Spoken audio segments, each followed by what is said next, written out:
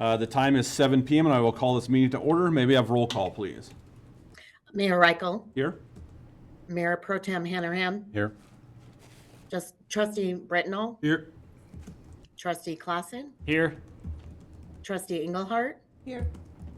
Trustee Sanchez, Here. and Trustee Seifert. Here. May we rise for the Pledge of Allegiance and a moment of silence. I pledge allegiance to the flag of the United States of America and to the republic for which it stands, one nation, under God, indivisible, with liberty and justice for all. All right, be seated.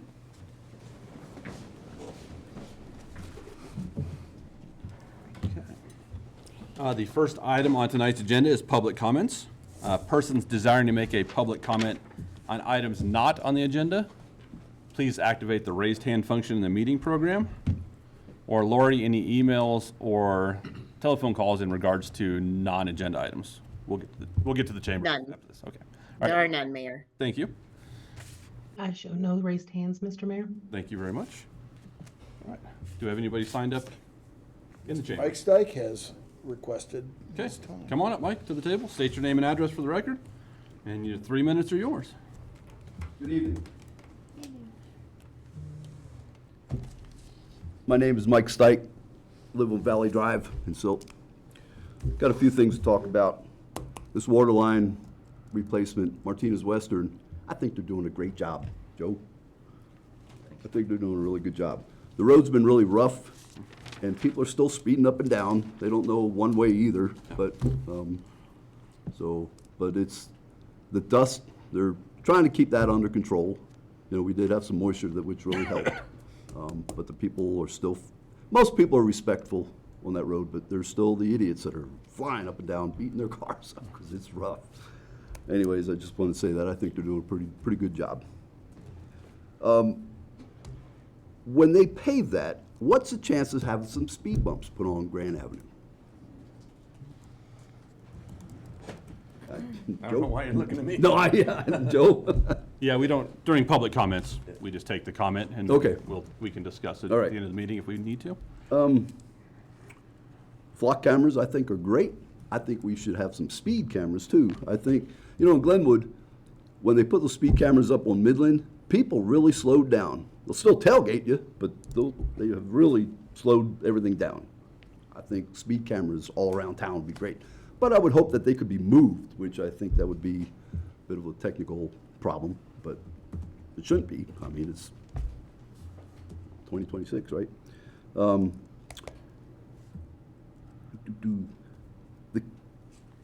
The kids on the motorcycles and four-wheelers that are ripping around town on the streets and in the park, is there any way we can get them off? I mean, they are flying, and they, you know, no helmets, no protection, 2 or 3 kids on one scooter.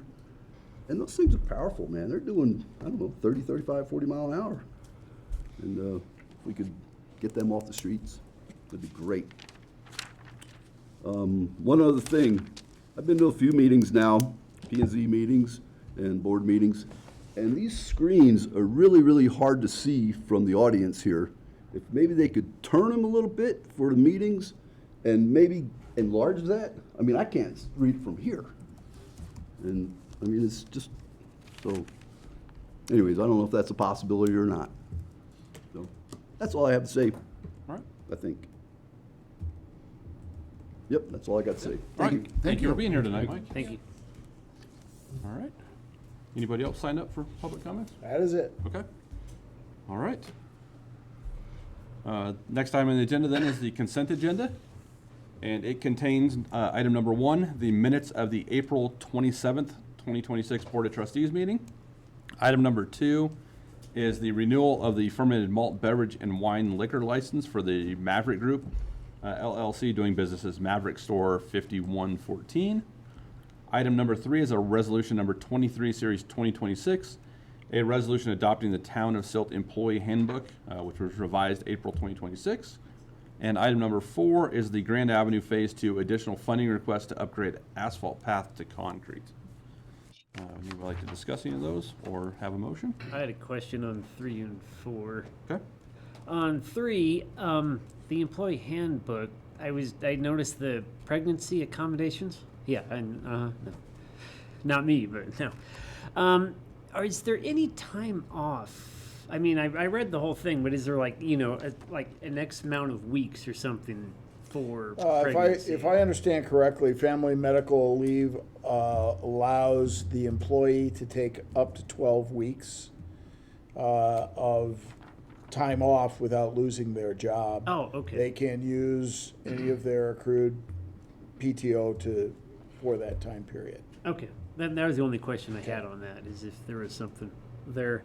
And then on number 4, I'm very glad that path is being switched to concrete, because it'll last so much longer. And the rest of Grand Avenue, I would assume that we would make that part of the bidding process for the rest of We Grand will, and Avenue. then we'll have the option of, according to price, asphalt is cheaper than concrete, but we have that option. Okay. And Martinez did throw this number out there, and I'm still working on it to get it lowered, but Yeah. this is their first offer. So I would like to go to concrete. It'll last a lot longer, less maintenance. Yeah. So yeah, I'm all for the concrete. Okay. Getting back all I to had. the handbook, I did have a question. If there were any substantial changes, The changes were somewhat administrative. We did modify vacation accrual and how much people can keep to encourage people to use the vacation. So if you don't use your vacation, you now can get to a point where you're not going to accrue any additional vacation. There was also a change based upon the Board of Trustees' direction through the budget process. We did alter the retirement contributions, and so the handbook reflects that. And then we also added a section which basically codified tuition reimbursement and the policies that we go through in terms of how we would reimburse somebody's tuition request. thank you. Okay. All right, any further discussion or motion? Mr. Mayor, make a motion to approve the consent agenda as presented. Second. All right. Motion by trustee Seifert to approve the consent agenda as presented, seconded by trustee Britnall. All those in favor? Aye. All opposed? Motion carries unanimously. Do any board members have any conflicts of interest with agenda items tonight? No, sir. I have none. Do we have any agenda changes by staff or by the board? No, sir. Okay. Down here. Got nothing? All right. All right, then next up is going to be resolution number 21, series 2026. A resolution of the Board of Trustees approving the amendment and replacement of resolution number 35, series 2023, approving the site plan and special use permit for El Sazon de Jalisco food truck at 690 Front Street within the town of Silt, Garfield County, state of Colorado. And I will turn this over to Director Centeno. Alrighty. In 2023, by Resolution 35, the Jalisco food truck was approved for a special use permit and site plan review to operate at 125 South 7th Street. Since that time frame, they acquired the adjacent parcel and dissolved the lot line, consolidated the parcel to allow for their business operation expansion. And the whole parcel was readdressed to 690 Front Street. It was readdressed because our proposal to close South 7th Street, there wouldn't be street access to that for the plaza. So that is why it is now a Front Street address. On the parcel that they newly acquired in 25, there is an existing structure that was a pre-existing non-conforming residential use. It sat vacant, so it was no longer deemed pre-existing non-conforming, so it can only be utilized within that B3 commercial zoning. So what the applicant is proposing to do is incorporate that structure in the overall business operation. The kitchen is not adequate to be used for any sort of cooking or a commissary.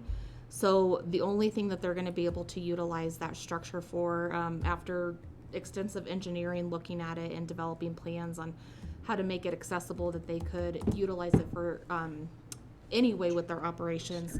It's going to be to add an ADA compliant ramp, widen the doorways, and then create the ADA compliant restroom, and then they can utilize that space for seating. And then they're gonna have it locked off right where the kitchen, it transitions to the kitchen, and then they're gonna utilize that for their future liquor storage with their liquor license that you'll see in front of you in the near future. There are a couple of amendments to their operation as well. Their business is thriving. They are out. They don't have enough space. They're out of room in their smaller food truck, which is an 8x16 food truck. So they are proposing the amendment to their site plan to create space for the larger food truck that is 8x32 feet, and they would still like to keep the smaller food truck, and they would turn that more into like a dessert and fruit food truck that would also be mobile for events. And so the larger food truck would be stationary.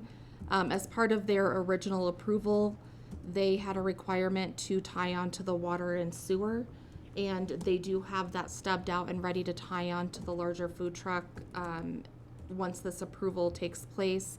It is currently hooked up and ready to tie on to the smaller food truck. They're just looking for guidance within this amendment to actually connect the water and sewer to the food truck. Let's see. They did submit an operating plan that does change a little from their original proposal. They're looking to open potentially as early as 5 o'clock in the morning and then stay open as late as 10 p.m. That wouldn't be their hours year round. It's going to depend on the demand of the community and what they're looking for. Breakfast burritos early in the morning. During the summer months, stay open later because it's lighter later. The food that they are looking to serve is generally the same, with the transition to the larger food truck for all of the food, and then the smaller food truck for more of that dessert. They're looking to add the addition of fresh tortillas, fruit cups, and desserts such as churros, which we were being told at the Planning Commission, they have the best churros in town. So I know that people were excited about the thought of the dessert food truck. There are as far as how both trucks would be ran, it's going to be a combination of electric and propane. Neither of the propane tanks are going to exceed the 100 gallons that our code requires less than. And then, let's see, they've already proactively met with Garfield County Public Health and gotten their approvals for the transition. They just can't get the final approval until trailers are set in place, and then they get their inspection for that. Like I stated earlier, they will be applying for their liquor license, and they will, they've proposed downcast lighting. They've proposed lighting. Right now they have like twinkle lights in their permanent structure, picnic structure, and then they'll have solar and those are solar powered, and then they'll have solar powered path lights that lead to the seating area, and then the actual structure, the seating area structure, the indoor one, will have downcast lighting.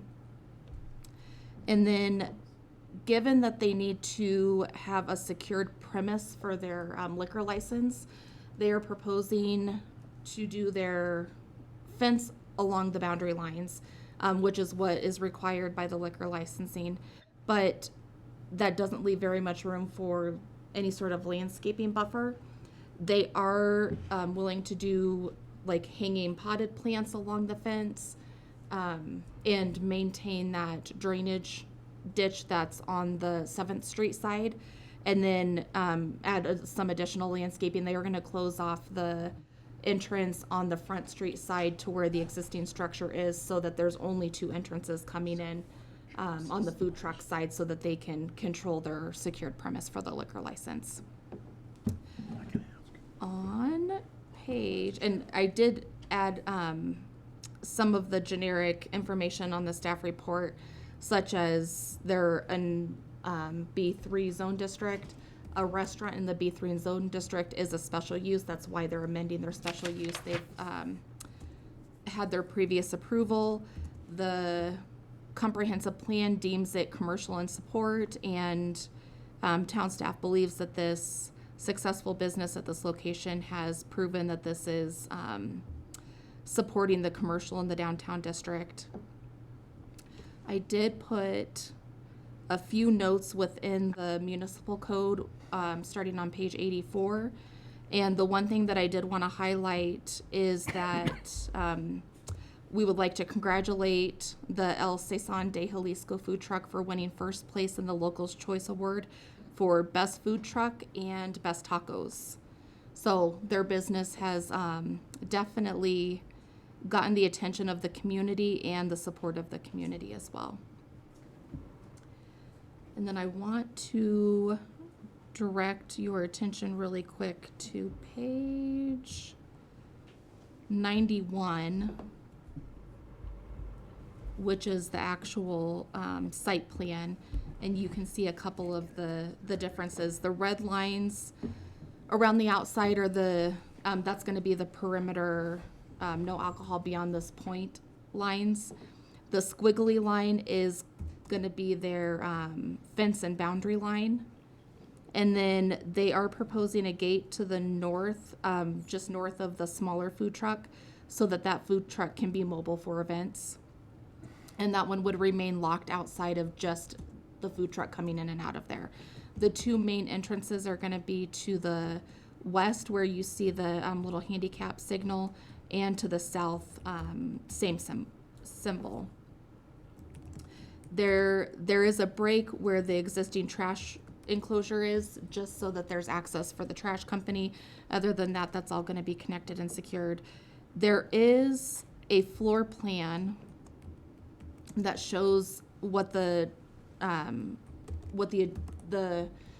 addition of utilizing the existing structure would look like.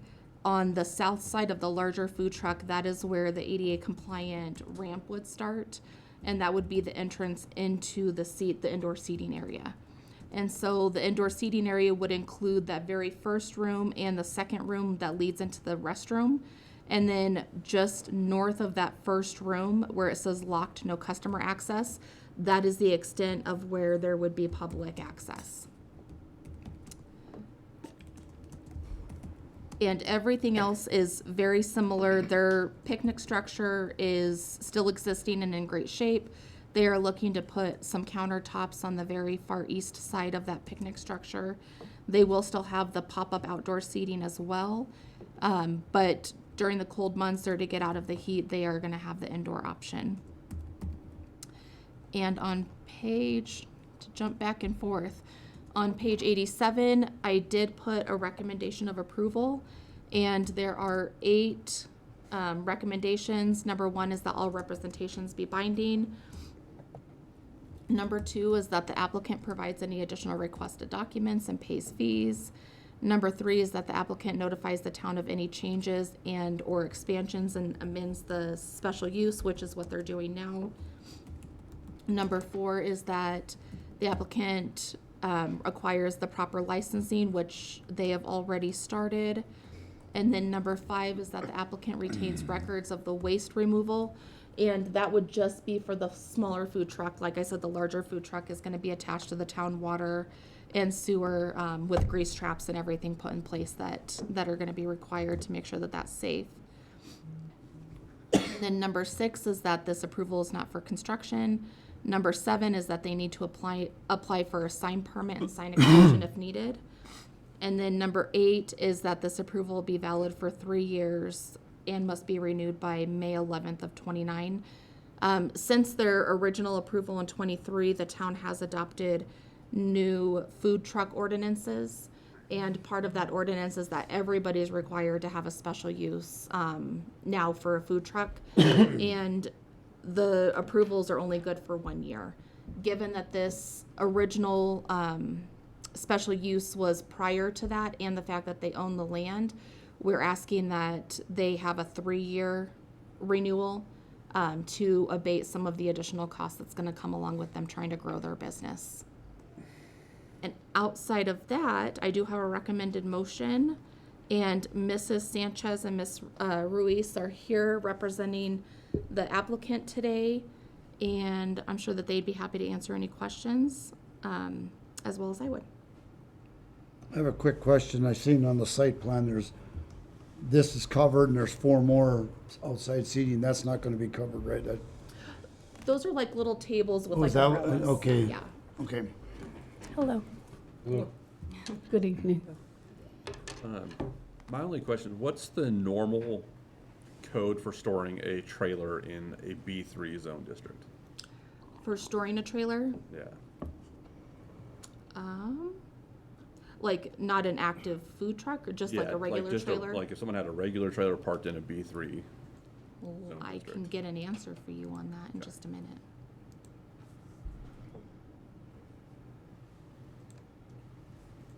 My concern there is, then this place is the exception to the rule in our town of food trucks looking presentable.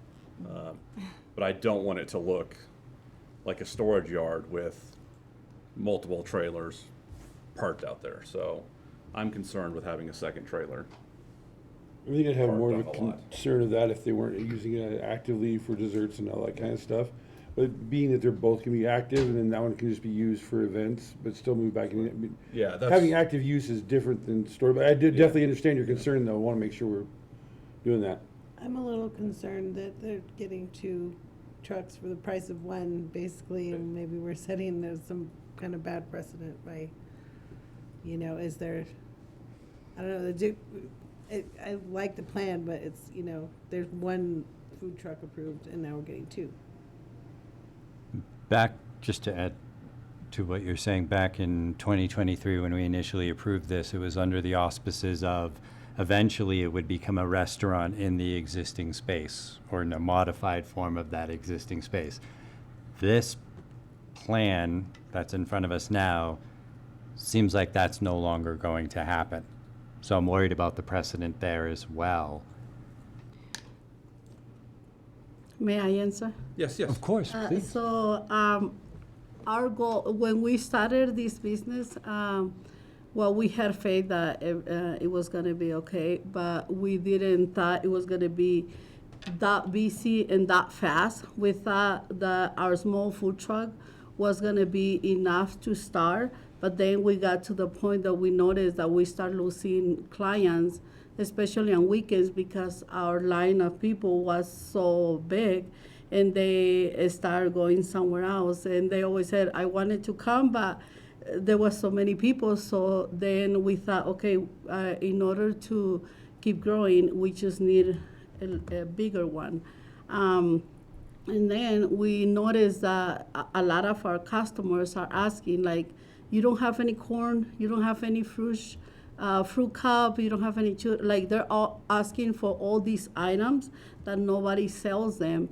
And even with our new food truck, we wouldn't be able to provide everything with it. Like, our new food truck will be able to provide and be faster to our customers, because not only customers from Silt are coming, we have a lot of customers that come all the way from Carbondale, Glenwood, Newcastle, and Rifle. Like, just right now when I was coming, there was a client, she said, I work at the DMV in Rifle, and a lot of my partners are telling me you guys have the best food. So she was there just to try us out, and we have so many customers that come around. That's the reason. Our goal is still to make a restaurant. Hopefully in the future, that's why we want to do the tortillas, because there's no place that we have tortillas in here. Like, yeah, Dollar General sells them, but they run out. They say they run out so fast, especially the corn tortillas. Our tortillas are special because they're artisanal tortillas. That means they have no chemicals at all. So it's not like a regular tortilleria. They're like fresh tortillas corn and flour, so they're different. So we're trying to bring something different into the town. When we had told our customers about it, they're all excited. They're like, I can't wait to get your tortillas, like your churros. So I think it's a great thing that we're trying to present and have to the community. We have a lot of customers that come, like I said, from other towns, and they're like, why don't you put your truck over here, like to Glenwood? We need you over here, or we need you in Newcastle, we need you in Rifle. I'm like, unfortunately, we got this land, and we've been here since like 25 years ago. We're on this town, and we want to bring the business to our town. So I appreciate everybody that comes from another towns, but I mean, I know I wouldn't find a problem trying to find our business to put somewhere else, but we really, truly want to have it here. What's their liquor license, or I mean, their liquor sales hours gonna be? We haven't fully discussed that. They're getting ready to submit their liquor license Okay. application. Curious. Also, I want to just add that the reason why we're wanting the inside seating is because the winter hours are very hard. A lot of people don't want to sit outside, and the business does go down a lot. So budget is actually one of the reasons why we can't, afford to do a restaurant at the moment. But obviously, with this addition and with all of these changes, we're hoping that we can see, the business just continue to grow, and then we can eventually build the restaurant. That's our goal. Yeah. From what I can find in the code, as far as, and you're talking just storage like within a business district, Yeah. our code is silent on actually specifying whether or not that trailer storage could happen as a business. So anything that's not listed would be a special use. I mean, it specifies inoperable or storage of wrecked or inoperable vehicles as a special use. Vehicle rental facilities is permitted. And then recreational vehicle storage is permitted. So I think it kind of falls maybe within the realm of a couple different things, okay. things between permitted and special use. All right.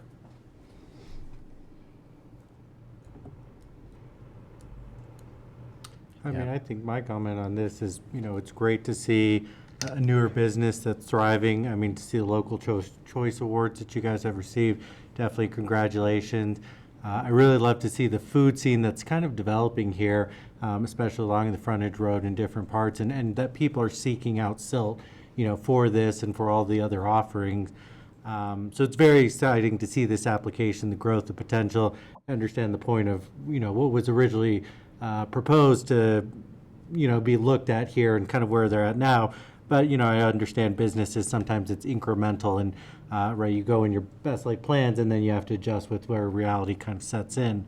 I also think hearing the catering or kind of seeing the excitement that's out there about it, that additional trailer is not a huge concern to me, because I do think it'll get either used there or, out and about in the community and catering events. And I know of another restaurant in the area where that similar approach has been done, and the town's been very lenient in kind of the rules and regulations. So wherever we can continue to promote economic development and see these businesses thrive, I mean, that generally tends to be where I'd like to see it, especially one that's seen, growth in the last 3 years, where it's at now, so. I do have a concern. Just by way of disclosure, I ate there Saturday night and it was amazing. So thank you for that. My teenage kids liked it too, which is rare. But I share Trustee Englehart's concern. We went through a process last year where we said there were only going to be this number of food trucks in the town of Silt. And this may be a justified case, and we just need to be cautious about the precedent we're setting, because there are 3 or 4 other food truck organizations that are more than likely going to be quickly behind this business to say, well, you did it for them, and they're busy at times too. just think we need to be careful about what kind of a precedent we're setting here. Why did we come up with that number if we're going to let everybody double the number under each individual business? You know, did we mean X number of food trucks, or did we mean X number of food businesses with an unlimited number of trucks? I'm not saying I have the answer. I'm saying it's something we need to think about in terms of context. Yeah, We came up with that number for very good reasons. And this seems like a good case for 2, and then, but it's like if we set a limit of 7, are we ending up with 14 instead? Because we're allowing 2 instead of 1. So it's nothing against this plan. It's a great plan. Just then it's the next guy and the next guy. And this one's a little and unique. we want to be fair. I would say this one's a little unique in the fact that they own the property that they're on. Right. They're not renting the property or just parking it in a parking lot, coming and going, like, say, like when On the Hook comes or something like that. It's more of a, this is just, I think, instead of it being this is what we're gonna do instead of a restaurant, this is a step to our restaurant, is what it seems like what their plan is. I've eaten there once or twice, and it's really good. Thank you so I just much. usually am not early enough to the bus that I have time to go down and get a taco and then get back to the bus stop. Well, with this new food truck, you may be able to. And churros, come on now. Oh, they're the best churros. Yeah, I'd love to hear from others on the context of the precedent we're setting. Yeah. Because there's gonna be 3 more companies at least that come to us in the next 12 to 24 months, asking for exactly the same. Yeah. Because they're all busy, particularly during lunch hour and on the weekends, to your point. This is Trouble not is, one of one. None of the other ones have room to expand. That's the thing. I mean, all the other ones are renting their lots. They don't own nothing. But does that mean they don't have room to expand? I don't know where they would. The one on the corner, they don't have any room to expand. The one over here, they got that little spot. So Mayans could like put them at I an don't angle, think- just as a I hypothetical. don't think so. Whether or not they Mayans have could, room yeah. is a separate conversation Yeah. from But what you know- precedent are we setting here? No, I just remembered the conversation we had where someday the trailer would go away and the old house would be remodeled into a restaurant. Nicole, Director Santana, what do you think about this concern? Having, recommending approval and reviewed and they own the lot and all just everything considered, what do you think about this concern? I think that their initial, and correct me if I'm wrong, but from my conversations with the applicant, their initial thought was that they were gonna convert the existing structure into more of a business operation. And then after the engineer looked at it and our building inspector went over and looked at it, it would price them out of being able to do it, to convert the kitchen area into a cooking facility at all. And so, to me, this is their stepping stone to get to that next step.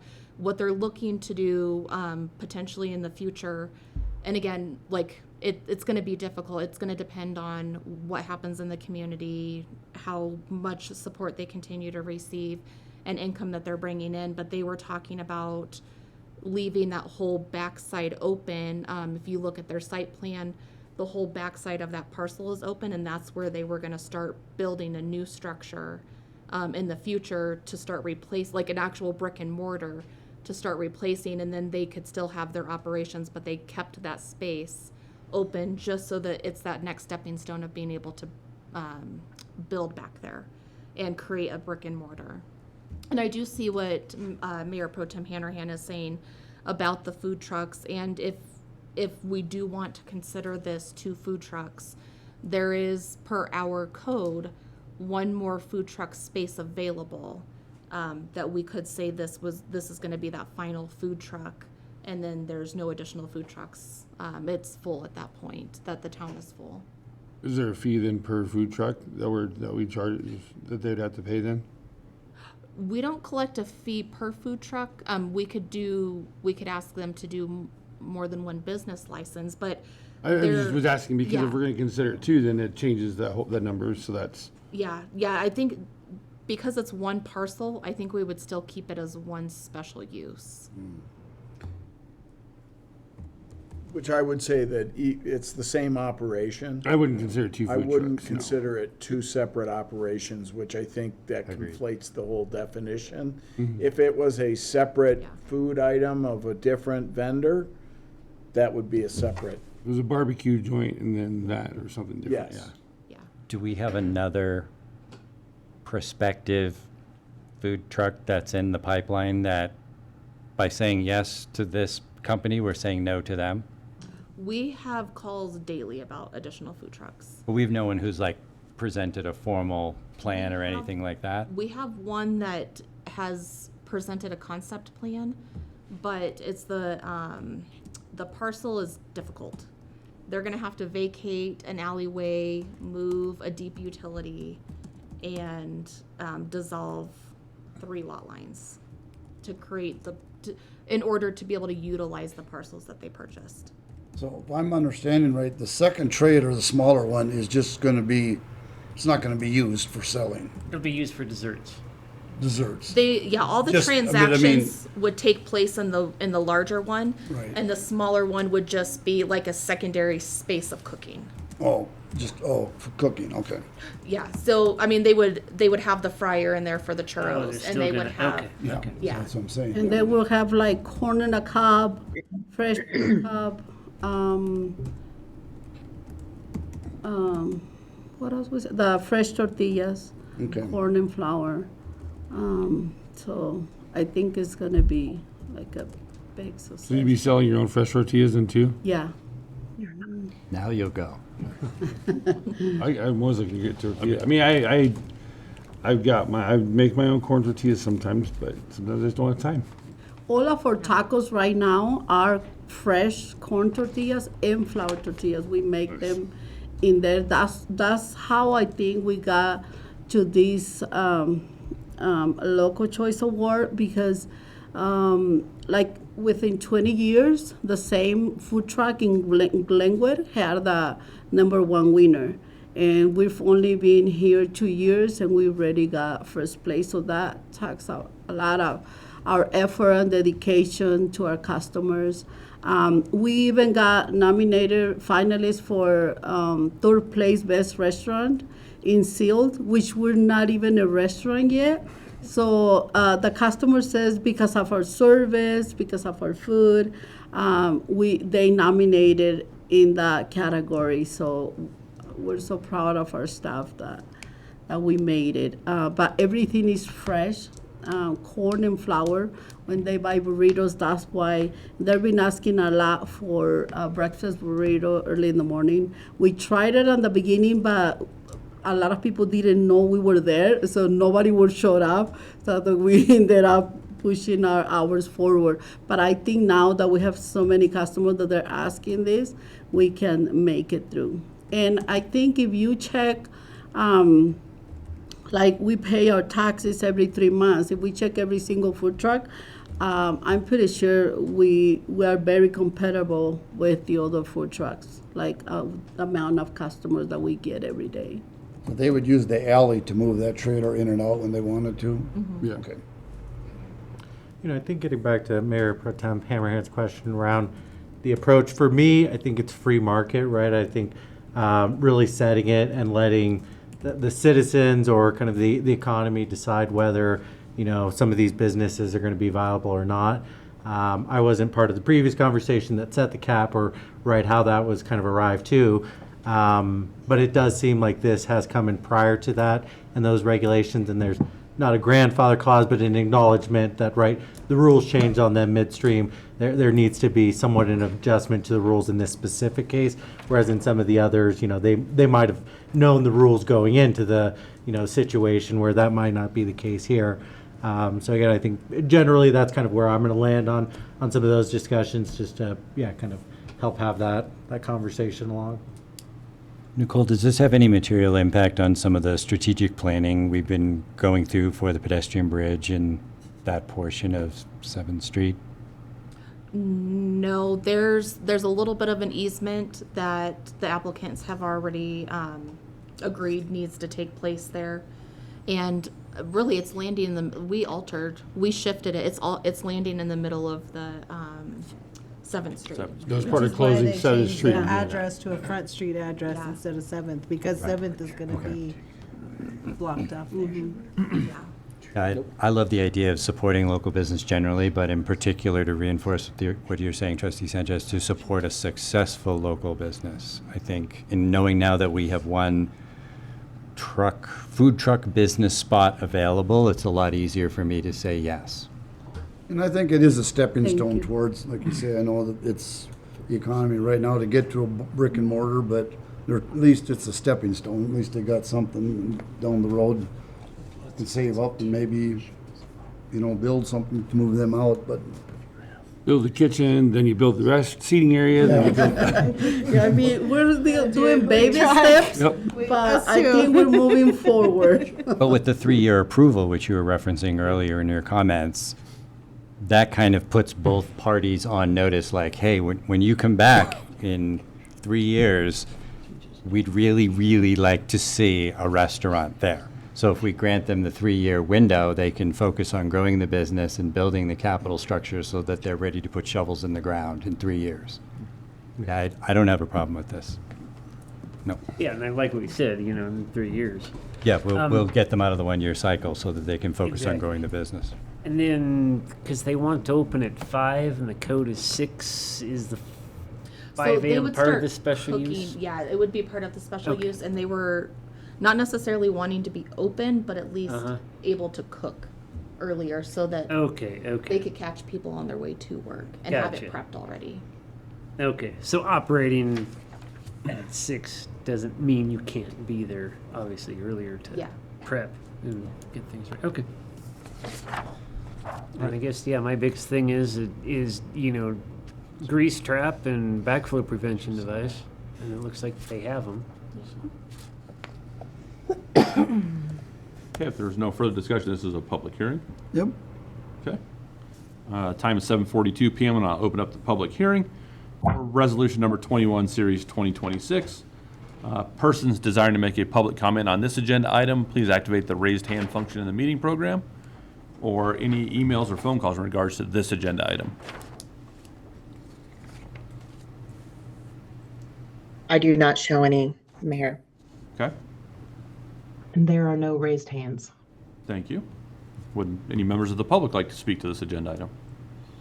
All right. Seeing none, the time is 7:42 PM, and I will close the public hearing and open up to further discussion by the board or a motion. I think maybe Chris has a. I have one question on that that? popped to my mind, because, yeah, the grease trap is for the smaller one, but the larger one, there'll be a grease trap there as well, correct? The larger one is the one that would be connected to the water and sewer, so that one's gonna have a grease trap. The Okay. smaller one, they, just like what they're doing, Uh-huh. what they did up to the connection, they contain it and then they have ready services Okay, come and empty it. okay. I just wanted clarification. All right, thank you. I don't have anything else. Okay. If there's no further discussion, would anyone like to make a motion? Mr. Mayor, I'll make a motion to approve resolution number 21, series 2026 as presented. I'll with- second. We have a motion by Mayor Pro Tem to approve resolution number 21, series 2026 as presented, seconded by trustee Clausen. All those in favor? Aye. All those opposed? Motion carries unanimously. Thank you you for so being here much. tonight. Thank Yes. you. Thank you, ladies. Thank you for coming in. Thank you. Thank you. We'll see you later. I'm gonna come down in. Oh, my. Scroll down here a little bit. All right. Next up is resolution number 22, series 2026. A resolution of the Board of Trustees approving resolution number 22, series 2026. Oh, it's duplicated there. Approving the site plan review and special use permit of Go Rentals located at parcel B, the Dupless subdivision exemption, parcel number 2179122000660, within the town of Silt, Garfield County, state of Colorado. Now we're turning back over to Nicole. Alrighty. Go Rentals came in front of the trustees for their annexation and zoning. So the trustees have seen a concept plan, and now Go Rentals is at the point of site plan review, and as they'd like to get shovels in the ground at some point this year. The parcel is approved as a BI zone district, which is business industrial. There was no zone district without creating a PUD that encompassed everything that they were looking to do. So some of it's also a special use, which is why they're in front of the trustees for a special use permit as well as the site plan review. We're just going to keep them combined, and it'll be a final decision of the trustees. The proposal includes about really close to 38,000 square feet of commercial. The buildings I have listed out, building A is about 8,000, and that's the retail repair shop and office and equipment storage.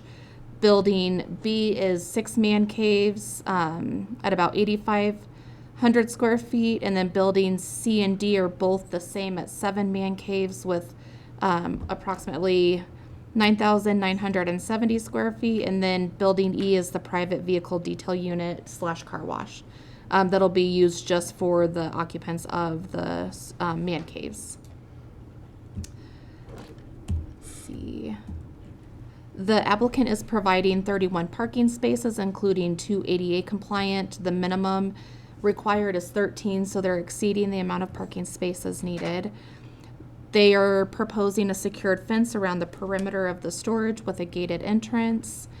The lighting is going to be all compliant and dark sky status.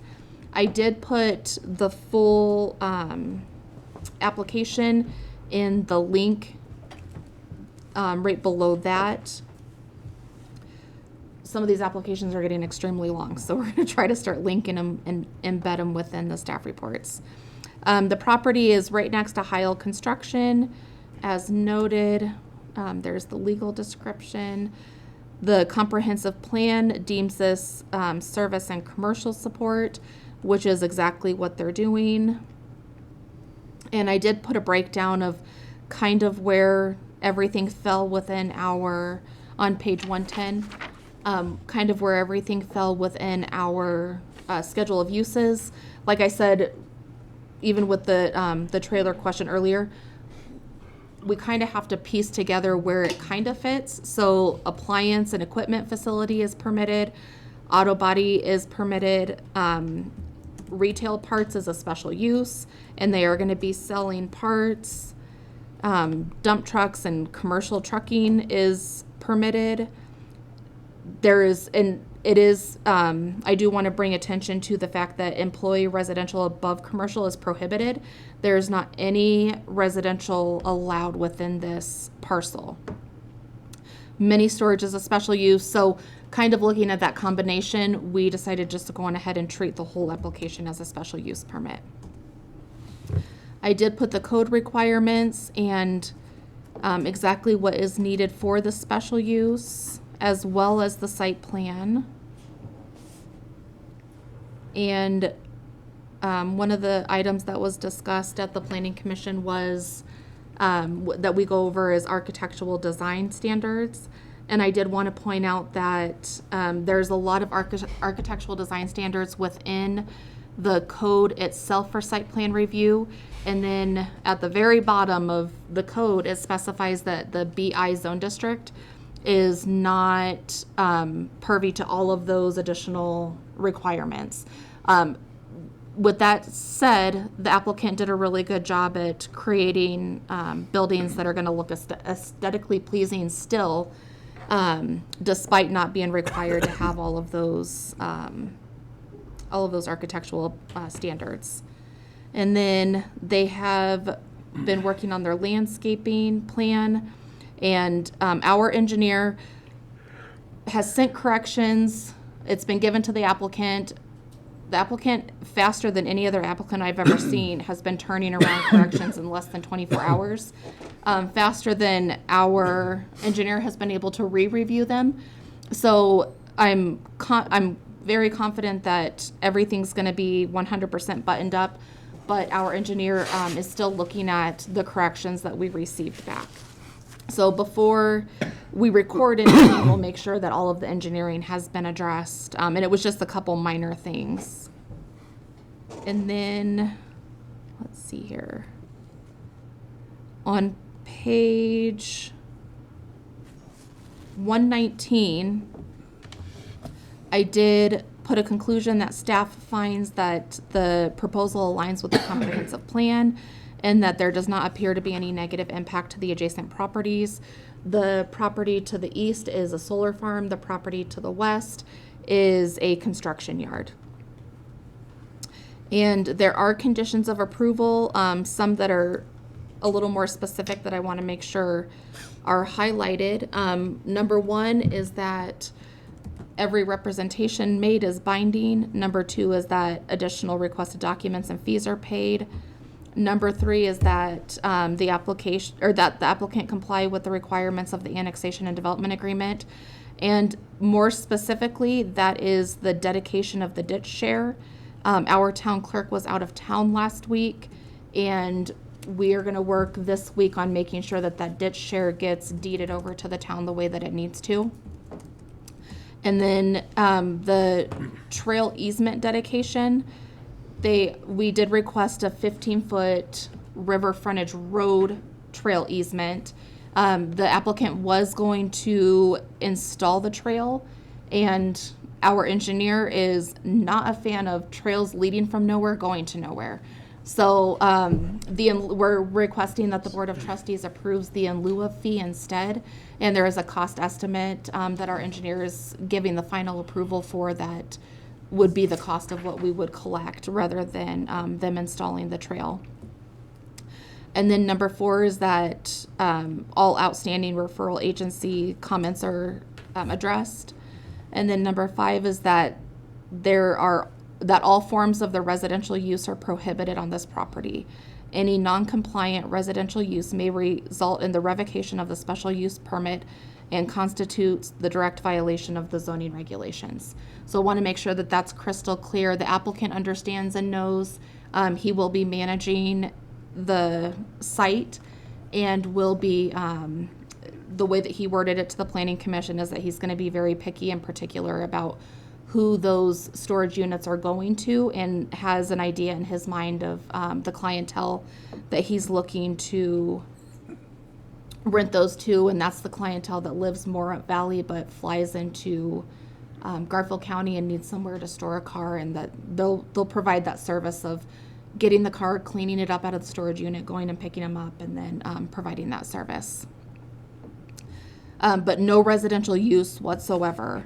And then number 6 is that the equipment is displayed within that the equipment is prohibited from being displayed within the trail easement, rights of way, parking area, and landscaping buffer. So we want to make sure that all equipment is confined just to the designated areas shown within the final site plan. And then number 7 is that the applicant provides an official trail easement exhibit, which they have done. Number 8 is that the applicant would install 2 Knox boxes on the gated entrance, one for the fire department, one for the police department. Number 9 is that the applicant follows all town, state, and federal regulations, which really is, from what I can think of, is just going to boil down to a business license for the town. Number 10 is that the applicant provides a 2-year landscaping warranty bond. Number 11 is that the applicant shall apply for an amendment should there be any changes. And then number 12 is that this is not for construction. There is a recommended motion as well as a resolution and the warranty deed for the trail. And then on page, let me get to it really quick.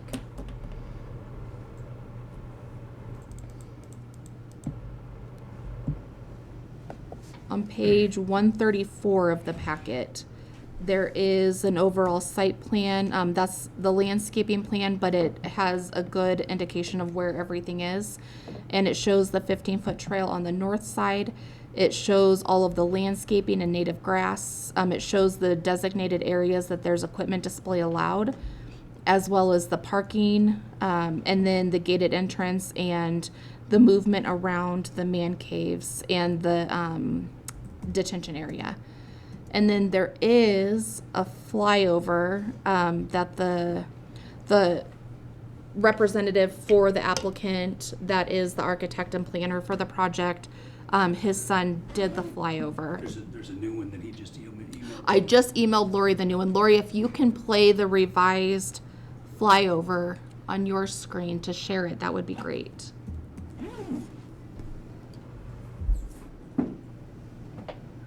He added some landscaping and took out the green grass. Okay, perfect. So, Yeah, really cool flyover concept that gives a good indication of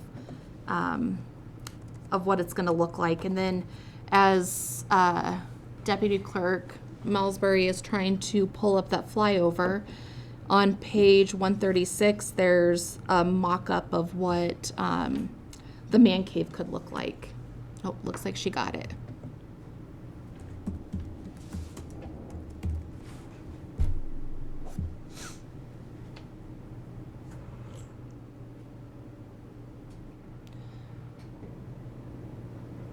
So this is a 360 flyover with a general idea of what the project will look like. Oh, perfect. Big screen.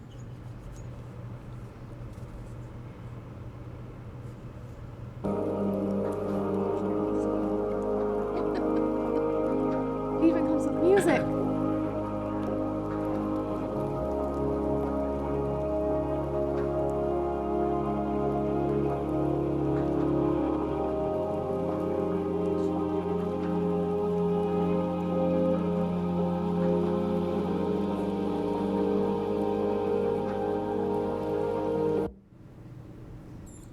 So very cool flyover.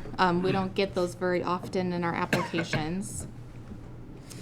And that, in a nutshell, is what I was going to present.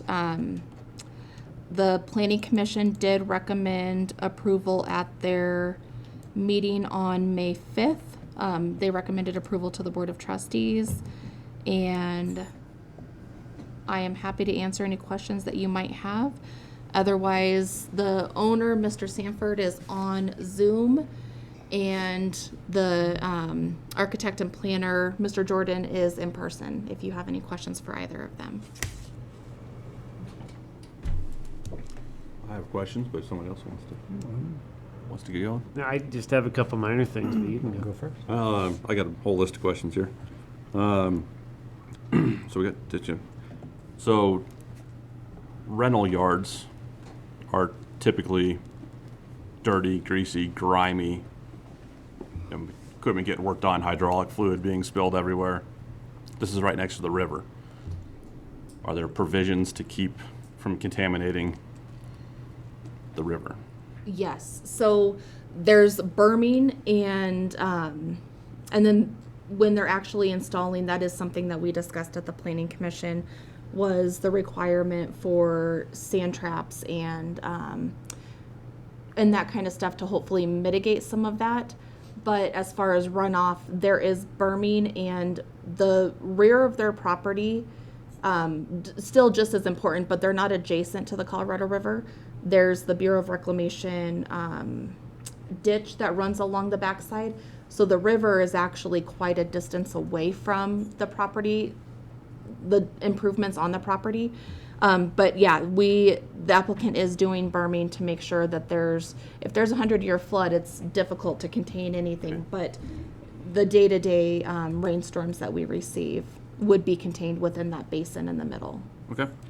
And then I'm going to assume that these garage units have to be fire sprinkled, since they're storing vehicles inside them with flammable. That will be determined at building permit. From my understanding from the fire department, they do not have to be sprinkled. They're not temperature controlled. They don't have to be sprinkled. There's not a mixed use with residential. But they do have to install additional hydrants, and they already complied with some of those requirements. Okay. And then I know the applicant said they're going to monitor, so these aren't livable spaces. Yes. I think it becomes real easy to, I'm working on my car at 10 o'clock at night and I fall asleep in my mezzanine. Mm-hmm. And it becomes a living space. As nice as this facility looks, I assume the applicant doesn't want that to happen, but this is always where this applicant builds this, does it get sold to somebody else, and then we don't have this applicant being proactive. So I don't know how the town can make sure that this isn't becoming living space. We included a condition of approval that says that if it's used for residential purposes, or essentially people are staying overnight, the special use permit can be revoked. I mean, the challenge is, how are you gonna know, right? I mean, so, you know, the permit has the condition. If the town got wind that there was residential activity happening, we'd have to have the code enforcement person somehow verify that and issue a citation and haul them in for a SUP violation hearing. Okay. A little cumbersome, but that's what we can There do. is a mechanism if it ever happens, okay? And our business license that they have to pull every year does have an acknowledgement that at any point in time, the town can stop and do an inspection of the facility. And it doesn't have to be with prior written notice. They sign the agreement saying that the town can stop, and if we feel like we need to do a spot check to make sure that there's no signs of residential use, we can do that too. Okay, and then the car wash detail facility is gonna be exclusively for this, not open to the, it's not gonna be a commercial car No. wash? Okay. Nope. Just wanna make sure we're not using all of our great new fresh water to send down a drain, so. Yes. Okay, that's all the questions I've got. And Keith asked a couple of my questions, but I'm looking at the map and it says well casing. Is that an active well, or is it going to be used for irrigation or something? There was a well, and the applicant might be able to add some clarification around this. There is or was a well on the property. They are hooking up to town water, and they will only have access because of the location to the domestic water supply.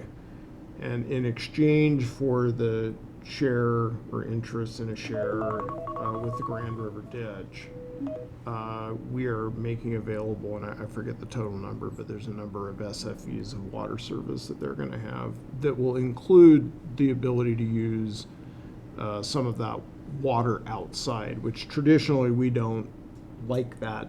That's what I was From asking, the yeah. domestic system, but in light of where this is located, they're going to be able to use domestic water on the, up to a defined amount on the property. Got you. Okay.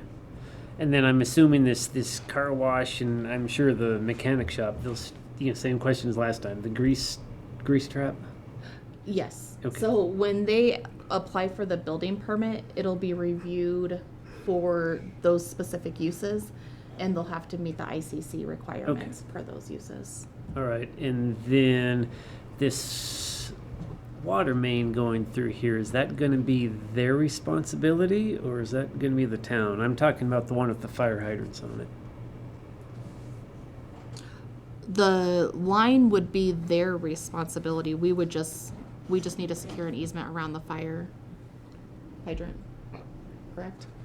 Well, we'd need more than that. We'd need The 15-foot. the 15-foot. We'd probably also need the isolation valve easement, wherever that is. If they do the isolation valve right off our main, we'll need Oh, the okay, easement all the way to the fire hydrant. That will be, we can talk about that in the future. I was just curious, but I mean, those are all the questions I have.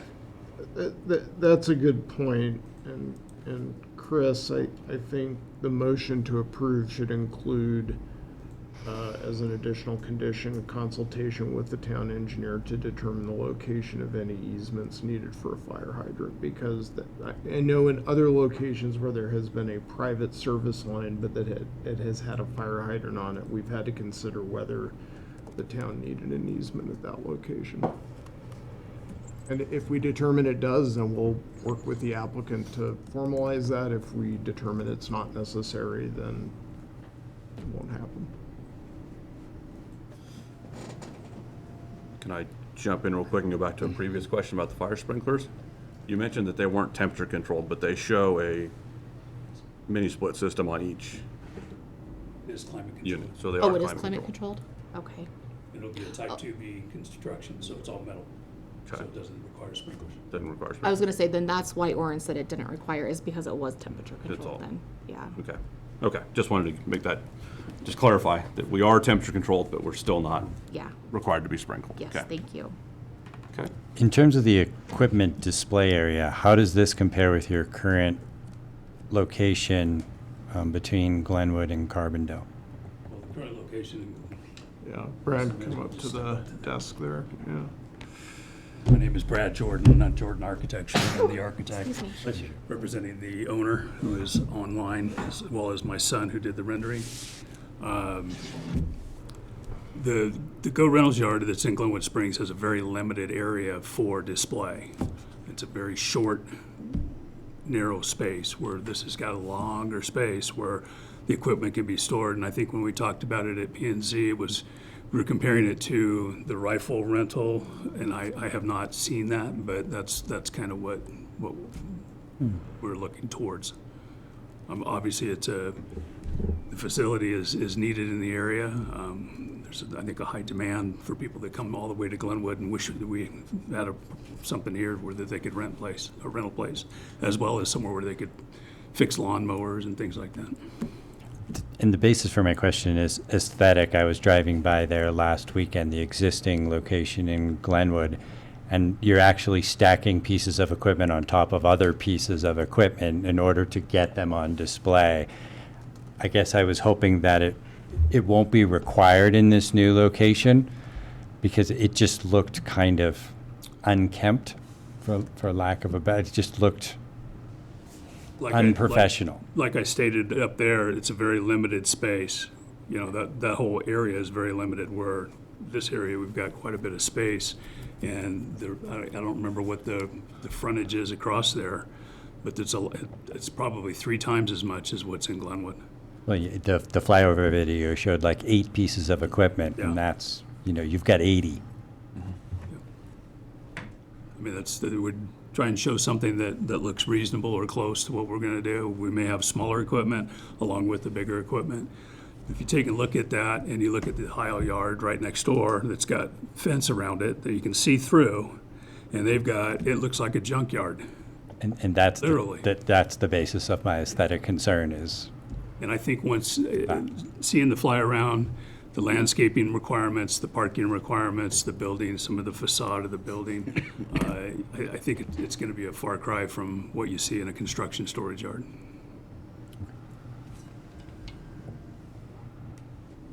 And town staff can work with the applicant to come up with a number.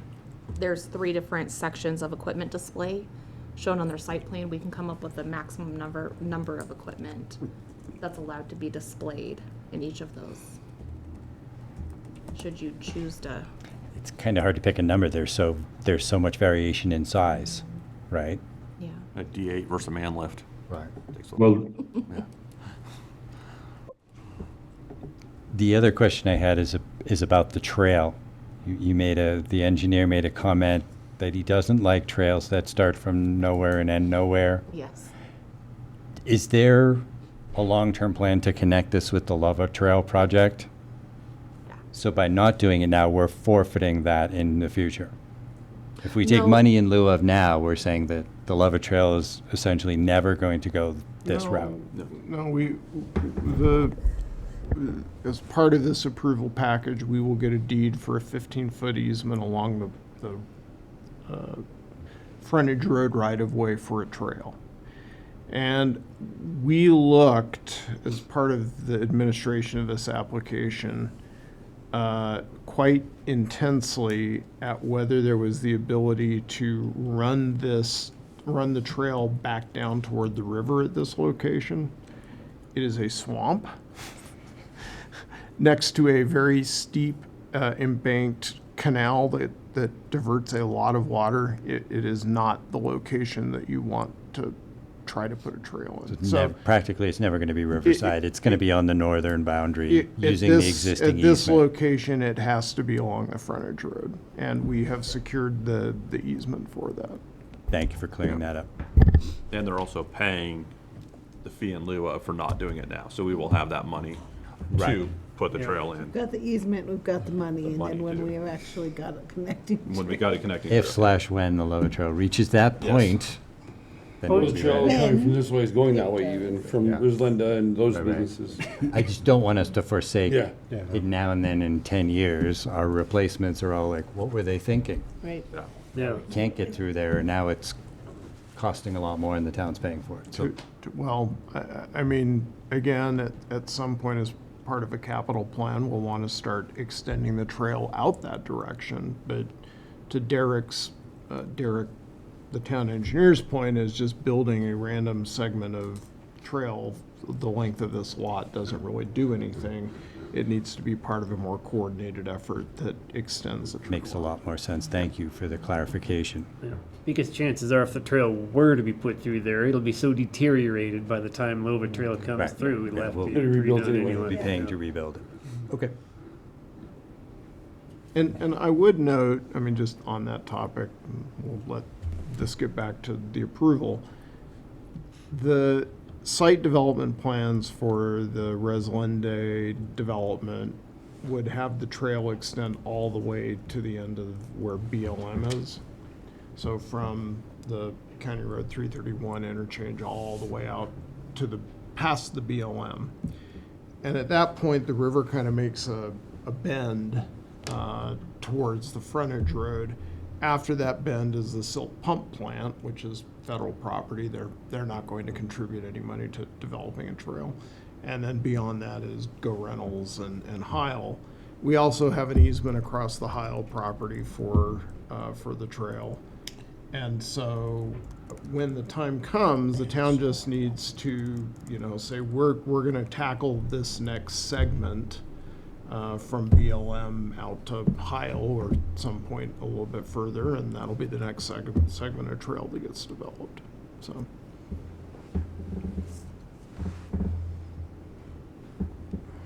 Do we collect sales tax on rental equipment? If someone rents a tractor, is there sales tax? I believe, I don't know that there is on rental equipment. I think Justin can probably answer that, the owner. I do know that there is sales tax involved with quite a bit of the stuff. that we're- Purchases of the materials, yeah. Justin, do you want to address that?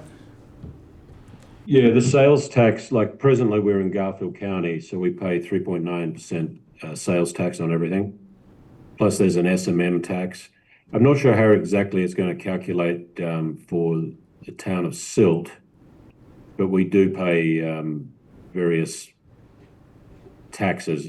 We have not figured that out yet because it's each city and county you're in has got different tax rate. But there is sales tax that will be paid, yeah. What is the sales tax in Silt right now? 3%. 3%. 3%, yeah. So on every unit that goes out on rent, there's an SMM tax, and then there's a 3.9% Garfield County sales tax that is attached to every invoice, which gets paid through the state every month. Okay. We generate a lot of sales tax. Sounds good. That was one of the We need a lot of reasons money. for having it annexed in was it's an opportunity, and Mr. Sanchez said it earlier about economic growth. That's really what we're bringing in, and we're bringing in tax dollars to the city. Yeah, that's why we have so much equipment. It generates a lot of sales tax. Okay. All right. Do we have any, this is another public hearing, but do we have any other comments by the board? Okay. Then the time is 8:14 p.m. and I'll open up the public hearing for resolution number 22, series 2026. Persons desiring to make a public comment on this agenda item, please activate the raised hand function, or any phone calls or emails in regards to this agenda item. I do not show any, Mayor. Okay. There are no raised hands, Mr. Mayor. Thank you. Would anyone in the public like to speak to this one? Nope. Okay. Time is still 8:14 p.m. and I will close the public hearing and open up to further discussion by the board or a motion. And I guess I do have one further question. Are the man cave units going to be for sale or are they No, they're rentals? for rent. They're rentals. Yeah, and I was hopeful that I could throw a couple things Yep. out. Yeah, go ahead. Yeah. Before you close. Sorry the about meeting. that. Yeah, That's go okay. ahead. That's all right. Just to highlight a few things, it is going to be a security fence around it. It will have cameras so that, we can monitor activity. So some of the questions that came up about potential residential use would be noticed right away via camera and whoever's monitoring, if it's the owner, or if we hire somebody to do that. There is a ditch, like Nicole stated, between our property and the Colorado River. Our property, if you look at the site plan, we are outside of the flood zone. We chose to not do anything within the flood zone because of the restrictions. And the fence, our closest point from our fence to, to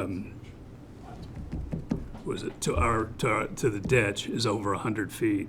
And from our fence from our fence to our property line is 100 feet.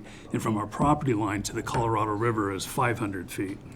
That came up at P&Z as well, so I just want to make sure that that was clear, that we're quite a ways away. As Nicole said, the civil drawings have been revised, and Derek's reviewing those. I believe we've added 3 or 4 pages to the civil drawings. Some of them have to do with the sand filter and the water. I'm sorry, not the sand filter. It was the lift station calculations and manhole buoyancy calculations and design. So that's been brought up to speed. All the drainage on this property that's going to be coming off the roof goes to gutters, and then it comes to the central part of the property, and there's a detention pond there with a sand filter. So all that water can go back down into the aquifer. So we're maintaining everything that we can there. And gosh, I think that pretty much covers everything. Brad, I wanted to say one thing as well. Yes, sir. On the concern of people, residing there or staying there, and I've thought about this at great length, and we're going to determine, I would imagine, because it's going to be a scan card to get in there. So there's going to be a curfew put on it, so we know who's coming and who's going. So I think that's going to alleviate some worries there with that curfew, where they have to be out by midnight, and they can't get back in till 6 a.m. in the morning. So we know who's in there and we know who's leaving. Okay. Yeah, my concern, I've seen some more of these projects, man cave things up and down the valley, and the other ones have full bathrooms with a shower in there, which leads you to believe that someone's going to live in that residence. These ones are just a half bath, a sink, and a toilet. So I think that also alleviates the fact of living there if you can't shower.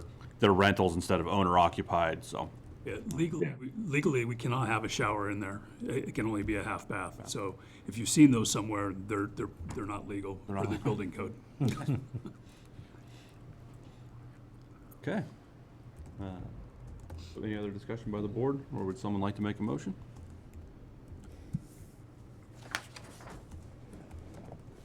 I'll make the motion. I move to approve a resolution of the Board of Trustees approving resolution number 22, series 2026, approving the site plan review and special use permit of Go Rentals located at Parcel B, duplex subdivision exemption, parcel number, I won't read that, but within the town of Silt, Garfield County, state of Colorado, including all of the conditions listed and a 13th condition of an easement for the fire hydrants and hydrant valves. If required. If required. I'll second. All right. Motion by trustee Clausen to approve resolution number 22, series 2026. As presented, including the conditions listed, and then additional 13th condition, fire hydrant and valve easements if needed. And that was seconded by trustee Engelhardt. All's in favor? Aye. All's opposed? Motion carries unanimously. Thank you very much. Thank you. And the Avs are tied in the third. Are they? Yeah. Just so you're aware. At least they're tired, they're not behind. We're behind. They were, yeah.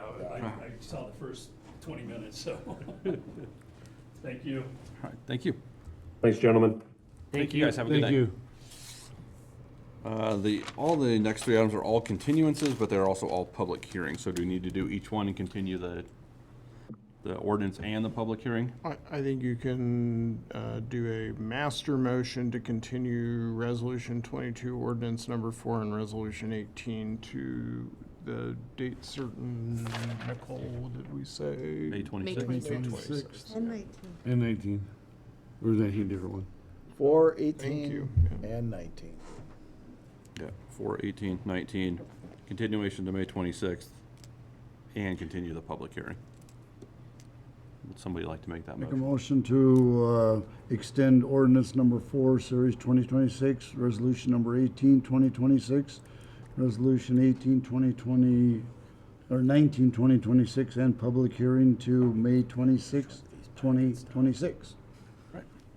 Motion by trustee Seifert to continue ordinance number 4, series 2026, resolution number 18, series 2026, and resolution number 19, series 2026, and their public hearings to the May 26, 2026 meeting. Do we have a second? I'll second. Okay. Seconded by trustee Clausen. All's in favor? Aye. All's opposed? Motion carries unanimously. So next item up is the automatic license plate recognition technology flock contract discussion. We'll turn this over to Manager Mann. Okay, we had a preliminary kind of work session discussion on the automatic license plate recognition technology. At that time, I indicated that we would have a representative from Flock, and we have Patrick Ennis, who has been in conversation with the town. And I thought it would be prudent for Mr. Ennis to go through some of the findings that he came up with, address some of the concerns that I expressed to him, but then also give the Board of Trustees an opportunity to ask questions as well. And so with that, I'll turn it over to Mr. Ennis to cover some of the data. I think he has some information he's going to share on the screen. All right. Yeah, thank you everyone for having me in your town meeting. I wanted to first walk through a couple of items. I worked with Jim around doing a full audit of every organization that the town of Silt is sharing their flock camera data with, and we wanted to confirm that you're sharing with organizations that you intend to be sharing with. And on top of this, we went through a full network audit of all the searches over the last 6 months just to make sure there weren't any searches that were outside of the core use cases for Flock that the town's been approving. Would it be best I can share my screen? I have the audit pulled up, or I can just kind of speak to it.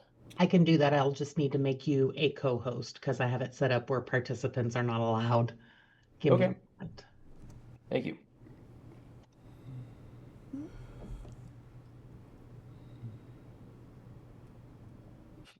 Great, I think I have permission. So I wanted to walk everyone through a short document here. So we went through and did a full review of the network for the town of Silt. So these are all of the organizations that the town of Silt either receives data from. So these are organizations that'll be sharing their network of cameras with the town of Silt, and all of the surrounding networks and organizations that you are proactively sharing your data with. So if someone does a query and search across the network, those cameras would access, or those searches would access your cameras. And when we do this type of audit, we wanted to confirm with Jim that all the organizations aligned with who he proactively either wants to receive data from, or the town of Silt's cameras data can be accessed by those organizations. And when we did a review, we found that all the organizations kind of fit the parameters of being local within state organizations that were part of previous sharing relationships. So we want to make sure that there aren't any organizations that potentially, if someone had requested to share data for a specific case, they might have continued sharing data outside of the scope of the specific investigation or case. And when we did a deep dive, I'll share my screen here, we looked through, there were 69 organizations that were sharing data proactively with the town of Silt, and 70 organizations that you were sharing data with. And when we did a deep dive, we saw that all of these that we were proactively sharing. In column B, we have these are the networks that the town of Silt shares their cameras data with. Were all organizations that we expected to show up in the audit. And yeah, we did a further follow-up, not just on what specific organizations you currently share with, but historically, what organizations have you shared with based on all of the searches that have been run across the network. And we concluded that there were no federal agencies that were ever a part of the sharing network for the town of Silt. So I wanted to share that audit and open it up to any questions, because I'm happy to kind of speak to Flock or any questions about how your data is used for Flock safety. I'm going to ask the dumb question. Why are we sharing with University of Colorado Medical Campus? Yes. So I think that might be something that Jim might be able to speak to, but most likely they had requested to share data related to a case, and that's something where if they have a search that they need to request data for, they can request data from your cameras.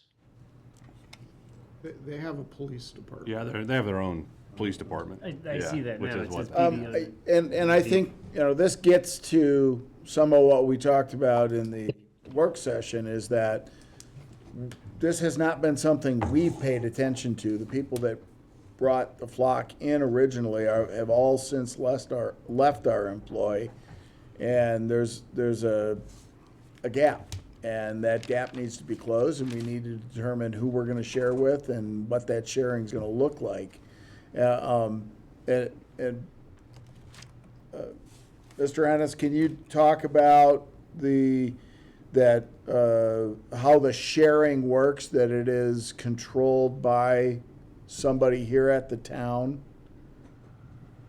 Yeah, I can speak to that. So your admins in the Flock platform at any time can either stop receiving camera information from someone who's sharing with you, or cut off the sharing of your data with any other organization. So this is why we've been working with organizations like the town of Silt to proactively go through and review the list of organizations that you either receive data from or you are proactively sharing your data with, and say, hey, if this is no longer an organization that we work with or want to share data with, we can proactively at any time remove them from receiving any access to your camera's data if they're conducting a search. And all searches through the Flock platform have to be related to a specific investigation case.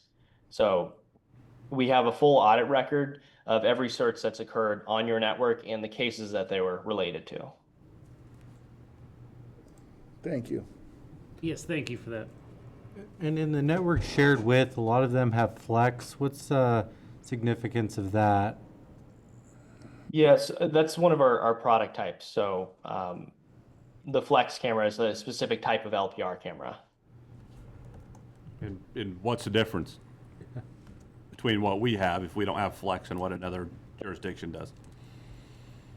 Yeah, so the Flex camera just has some more features in terms of its ability to pick up images at night, and there's just a couple specific product technicalities. It actually doesn't affect the type of sharing. No, I get that. I want to know what the camera's picking up. Are we facial recognition? Oh, sorry. What is the difference? What does a Flex camera do beyond a standard Flock camera? Yeah, both of the cameras are license plate reader cameras. We don't have any devices that pick up facial recognition in our platform. It's just they're both specialized for different types of placement and different types of, if you need like specific capabilities in terms of like the distance of picking up license plates, we just have different variations of the license plate reader camera. Okay. So I get the whole we choose to share with another municipality and they choose to share with us. Who else has access to our data outside of law enforcement? To your data, the way our platform works is we have organizations that are split across community safety, commercial businesses, and law enforcement. Only law enforcement agencies can do searches across your cameras. But for example, we have a lot of community safety like HOAs or commercial customers that choose to share the data from their community with a law enforcement agency. So as you can see in all the organizations that you proactively share your data with will be law enforcement agencies, and they require an ORI number to use our network. Okay, to use the network. But say Toyota is doing some market research to see where they can sell the most red cars. Flock has data on red cars in a certain area. Does Toyota have access to that data at any point? Yeah, that's a good example. So Toyota would only have access to the cameras that they have purchased and placed, and all those cameras would have to be placed on a property that they own. So they would not be able to access anywhere outside of their property lines or any cameras that they don't own for one of our commercial customers. So Flock doesn't compile any data into a package and sell it to an outside source. So Toyota can't purchase from Flock or from any of your entities any data. Yeah, I can 100% guarantee that we do not sell any of our customers' data to any third parties. Okay. Does our current Flock installation have the free-form search enabled? I would need to double check. I'm not sure, Jim, if you recall, but I can try to pull up the settings here. You're asking the wrong guy and me. Because the secondary question to that is, how does free-form search interact with jurisdictional limits? If I can search for a red pickup truck with a bumper sticker on it, and I'm in another community that doesn't have an agreement with the town of Silt, how are our cameras being excluded from that? Yeah, so the freeform follows the same parameters of sharing. So if someone were to use our freeform search, they'd be able to pick up, okay, like within the network that they have access to, like did this car with like a red bumper sticker and a dent in the bumper show up in any of our networks, but they don't have the ability to freeform search anywhere outside of the network of cameras that they have access to through a sharing arrangement. Are we able to review those freeform searches that were conducted outside of our jurisdiction but searched within? Yes. So if one of your sharing network partners were to use a freeform search, any type of search, whether it's freeform or a specific license plate search, is logged within our network audit, which is a full audit of every search in the platform for within your organization that you're sharing searches with your partners. So every type of search is logged in the network audit. And that can be tied back to the partners you're sharing with. And the report I went through here was essentially looking at the network audit. So like every search that's occurred within your network of organizations you share with in every type of search, whether it's license plate or freeform.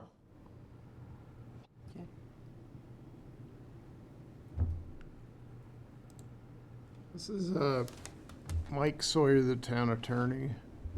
So our agreement says that the period of data retention by Flock for data collected on cameras in Silt is 30 days. But elsewhere in their agreement, it talks about specifically section 4.3 that Flock has the ability to use what's called animatized data to improve and enhance the services and for other development, diagnostic, corrective, and other Flock offerings. Is data that's collected from the Silt cameras fed into a system that aggregates that data in a way that is stored for longer than 30 days?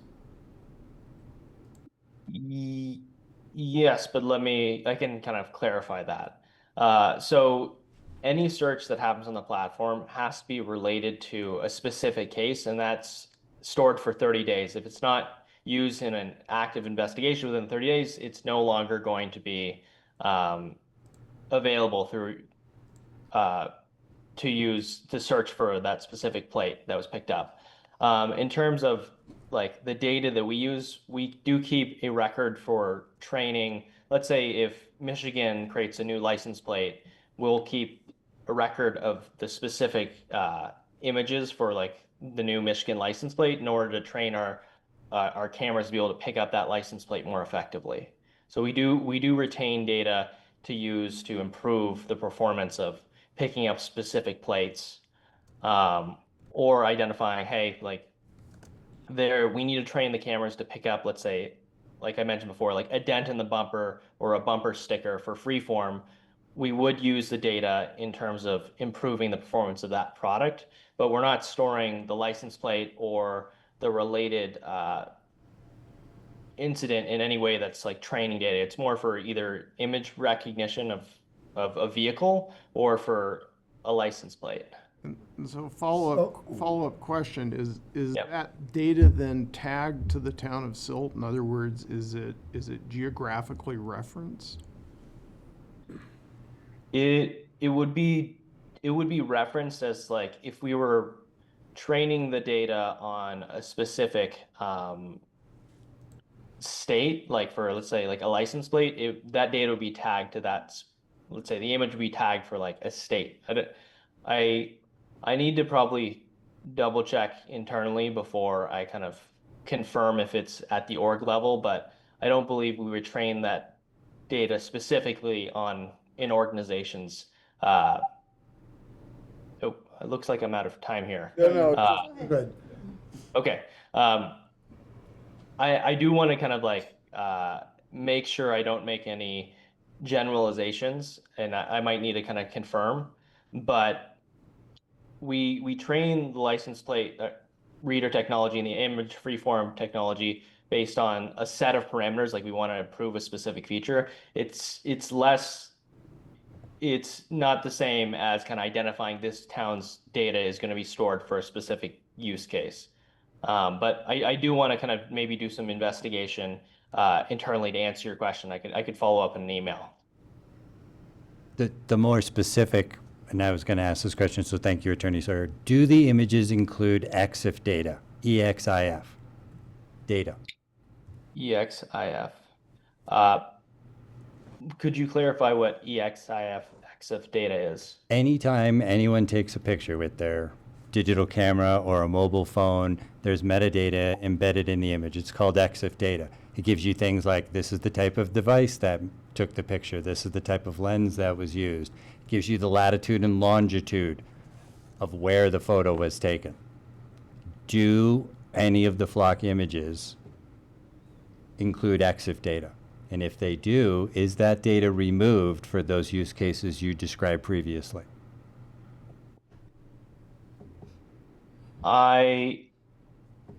I'm not entirely sure, so I probably need to investigate and get back to you with a clear answer on that. And I can take that as an action item to follow up tomorrow, if that works. Yeah, it's also worth noting, you say you delete them, but what you've just described is not in any way, shape, or form deleting them. It's repurposing the images. You're not getting rid of them. You're still using them for training, which means you're not deleting them. Let's be clear. You may be removing our access. You may be removing investigative access. You're not deleting anything, ever.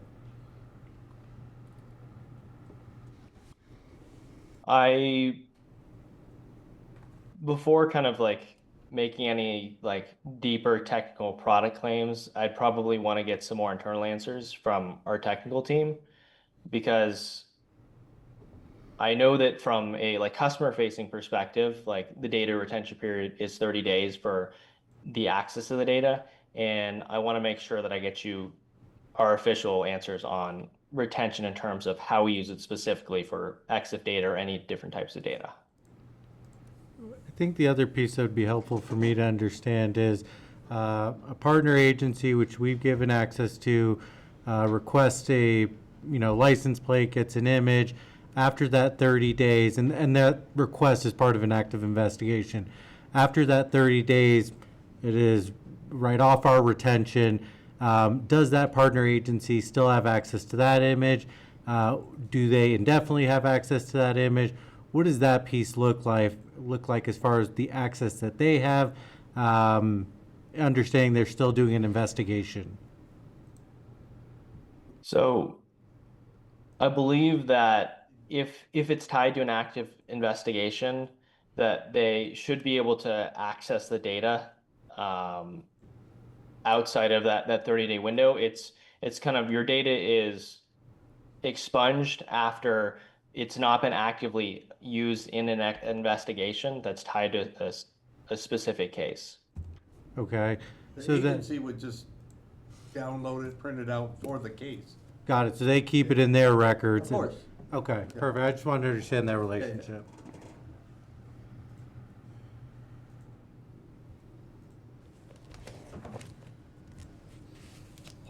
For investigation for inculpatory and exculpatory purposes, I would think.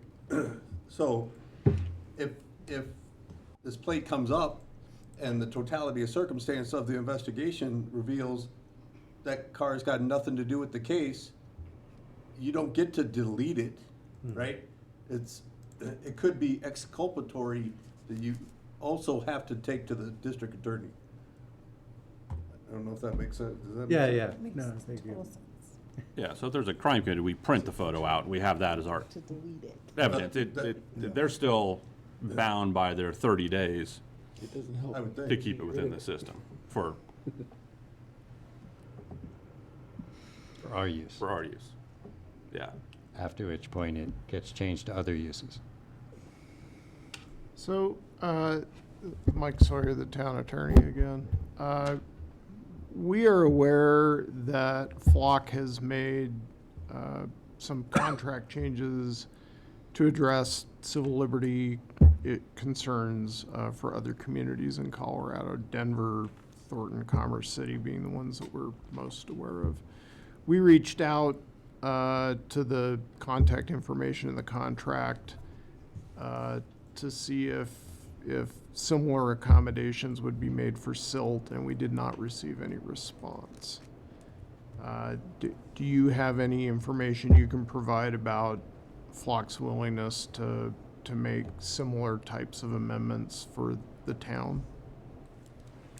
Yes, I received the request and I reviewed with our legal team. I could stop sharing my screen here. And our policy is around those type of accommodations are scoped to or I guess on an individual basis, and often scoped to the size of the customer and the deployment.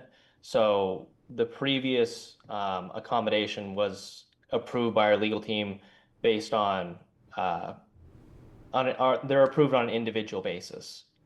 So, and I know there was kind of questions about like the size of the accommodation, and yeah, that was the legal response that our team shared with me. Not to be aggressive, but does that mean you're essentially saying no, you would not make similar accommodations for Silt because we're a much smaller community than Denver or Commerce City? I believe we did share an accommodation, and I think it was the feedback that I received, it wasn't approved because of the size of the accommodation. And I can try to pull up that email. Yeah, I mean, my understanding is we simply asked for language similar to what Flock had approved for Denver and a couple of other Front Range cities. So I don't think we were asking for anything in excess of what Flock hadn't agreed to for another community. Okay, I think we did have that like amendment that we were able to conclude, and I had sent a follow-up email, and we were able to include that. I think it's just the amount requested was something that I thought might have been disputed, and we hadn't received approval to add that amendment.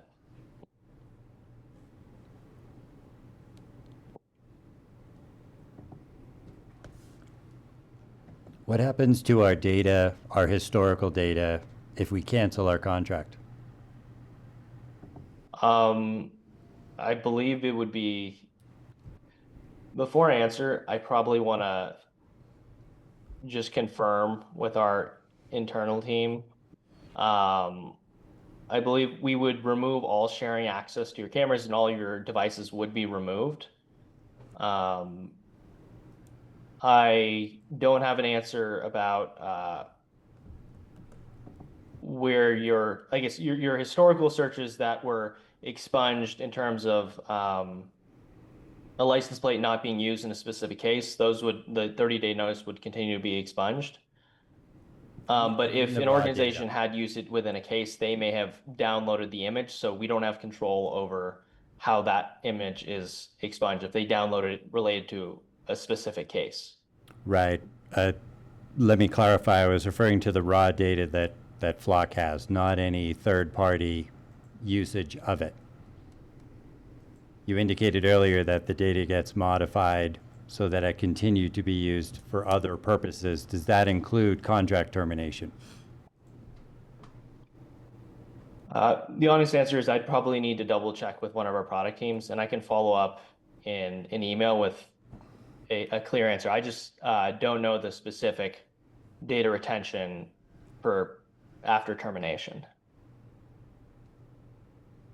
Okay.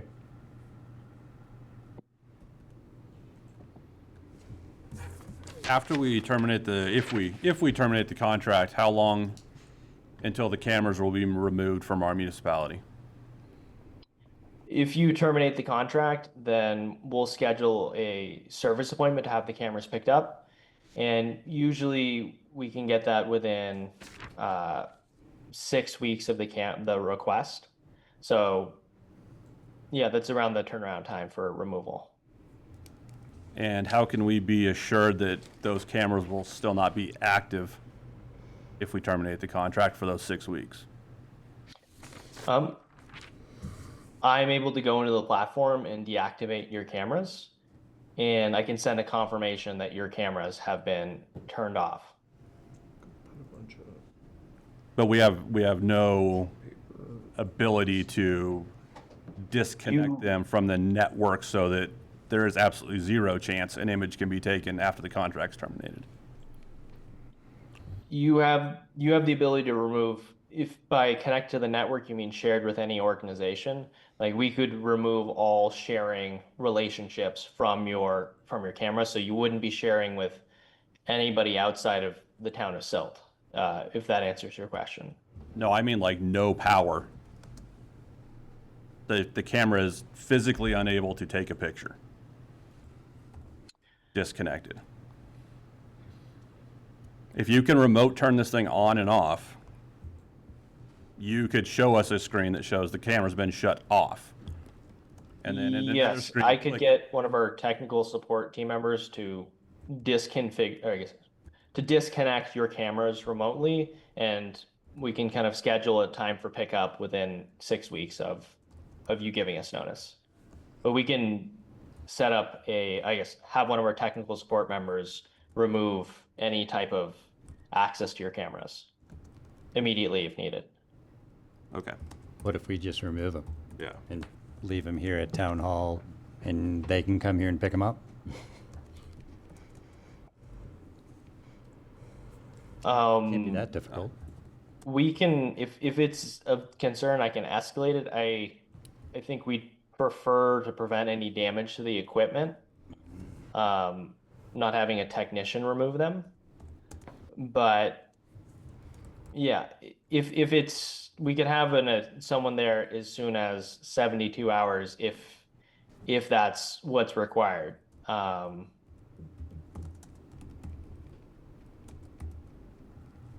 This is going to be my last comment for this discussion. There's a ton of failed transparency with the company Flock itself. We get an answer that the data's gets erased after 30 days, but yet it still gets kept by Flock to use for other things. So therefore, it's actually not erased. A question about how do we disconnect this camera so it can't share an image is all being explained as a software thing on the backside. I mean, a camera can still be active even though you've shown us a screen that it's disconnected. Who all gets to see this information at the end of the day? I believe it's going beyond Flock in your internal systems for making license plate readers better. The company is valued at $7.5 billion, which seems there's a lot more to it than reading license plates and helping out local law enforcement officers. And that's the clarity I need to be able to continue a service with Flock, is what is Flock actually doing? And not the smoke and mirrors of what Flock is doing, but an actual, we take a picture on this day, it can be used by your law enforcement, or that picture can be used for X, Y, and Z, and these are some of our end customers. I would be happy to answer any questions, and maybe I can add some clarity. I came today prepared to kind of walk through our sharing settings and kind of your network on it.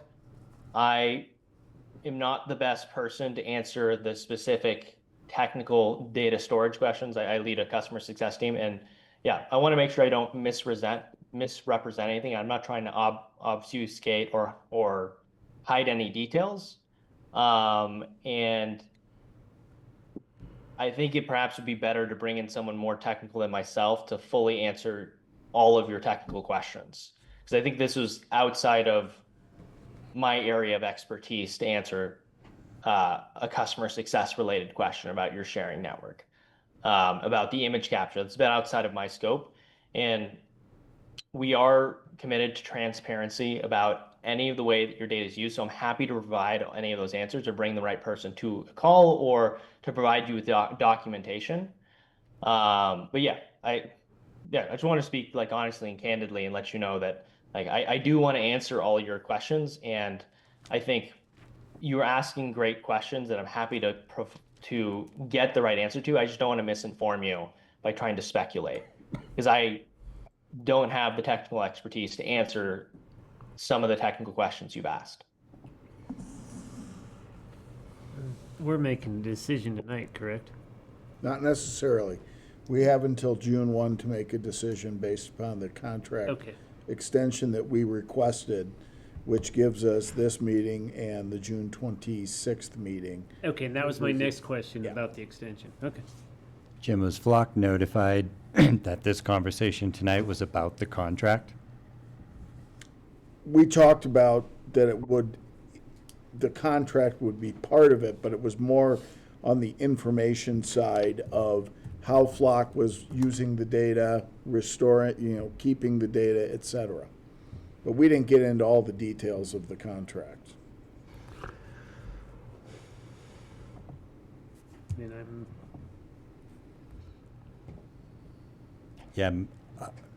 I've said it earlier in the work session. I'm with the mayor. The easiest way to drive compliance is to force them to unplug these things, and then we go through a formal RFP process where Flock, along with other vendors, all have to prove to this community that they're handling our data correctly, legally. Otherwise, I mean, the answers tonight, nothing against you individually, Patrick, but these answers are vague at best in some cases. And that this is what Flock is known for, and this is what they're going to continue to do as long as their cameras are plugged in. We're being left with no other choice but to unplug them. I would be supportive of that approach as well, given everything we've heard at the time and the fact that there wasn't a formal RFP process prior. I think going through that would be a worthwhile exercise to really outline what are the requirements the town wants, and then judging all vendors based on their ability to meet those requirements. Yeah, and I mean, you know, the flock camera system, I mean, it's a tool. It's a good tool. It's a useful tool.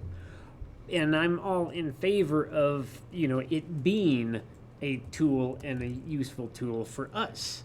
But if this is becoming a tool, you know, for flock, I'm not supportive of that at all.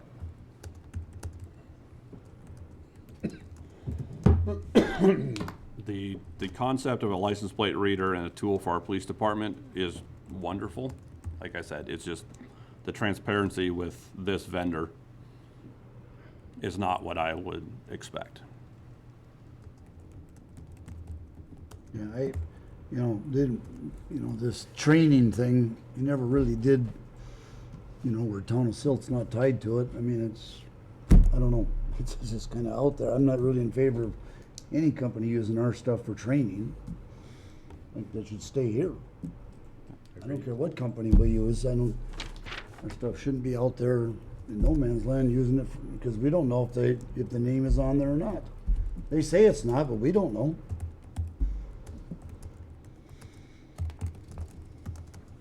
So then we need a motion. Mr. Mayor, or do we not? Yeah, this is set up both It's as an a action item. discussion and an action item, yeah, that's correct. Then, Mr. Mayor, I move that the town of Silt cancel its contract with Flock effective immediately. Second. Motion by Mayor Pro Tem to terminate our contract with Flock immediately. Seconded by Trustee Sanchez. All's in favor? Aye. Aye. All's opposed? Motion passes unanimously. Legal will get a letter out in the next day or two formalizing the board's action. Okay. I think the second part of that is if we can work, do we want to work on an RFP for a potential another Yes, vendor? because I feel Maybe that. instruct Chief Gress to look and see what options that he feels like would be good tools that the department could possibly Yeah. use, and then we can look at moving the process from there. I write RFPs for part of my day job, so I'm happy to work with town staff and PD. Yeah. Let us reach out to the municipal league. There may have been other communities. Yeah, let who the have attorney gone through reach out this first and find out exercise what's and out there. Yeah. See what we can at least Yeah. provide as a template. Yeah. Great. Yes, and I, like I said, I still feel it's an important tool, but if we can find another company that could do, the same thing for us, Yep. but, obviously improved. Yeah. All right, well, thank you, Patrick, for joining us this evening. Thank you all. Okay. Next item up is manager and staff reports. Just a couple of things to highlight. The CML conference is coming up in June. I don't know if anybody is interested in going. I have signed up to attend a couple of the days. It is the Tuesday, Wednesday, Thursday following our second meeting in June. So the 23rd through the 25th. There is also the District 11 Regional Dinner Meeting, which is May 28 from 5 p.m. at Lakota Links Golf Course. Anybody would like to sign up for that? Go ahead and get you signed up. I'll go. I can't go to the 3-day event, but I'd like to go to the Newcastle Lakota Links event. I'd go to the Newcastle one. Yeah, that was I would the ones also- we've gone. The ones I've gone to and the one we had here were very productive. Yeah, I'm gonna be. I'll go. So we'll need to notice that as a public No, meeting. you're not discussing I public. just want to make sure more than one of us Nobody bring up going. anything We productive can't at stand near all. each other. No We're town gonna talk. have to have a Just don't talk Yes. about anything. If you Send want- smoke signals from across the road. 20-foot Yeah. barrier between. If you can sign me up for that one. All right. Also, yes. Yeah. And I'm gonna look into it. Okay. So me. You know, you're gonna have to speak about town of Silt. Chris, stuff did that's you going say on yes here. or no? No. No. Okay. There were a lot of people talking, so I didn't have.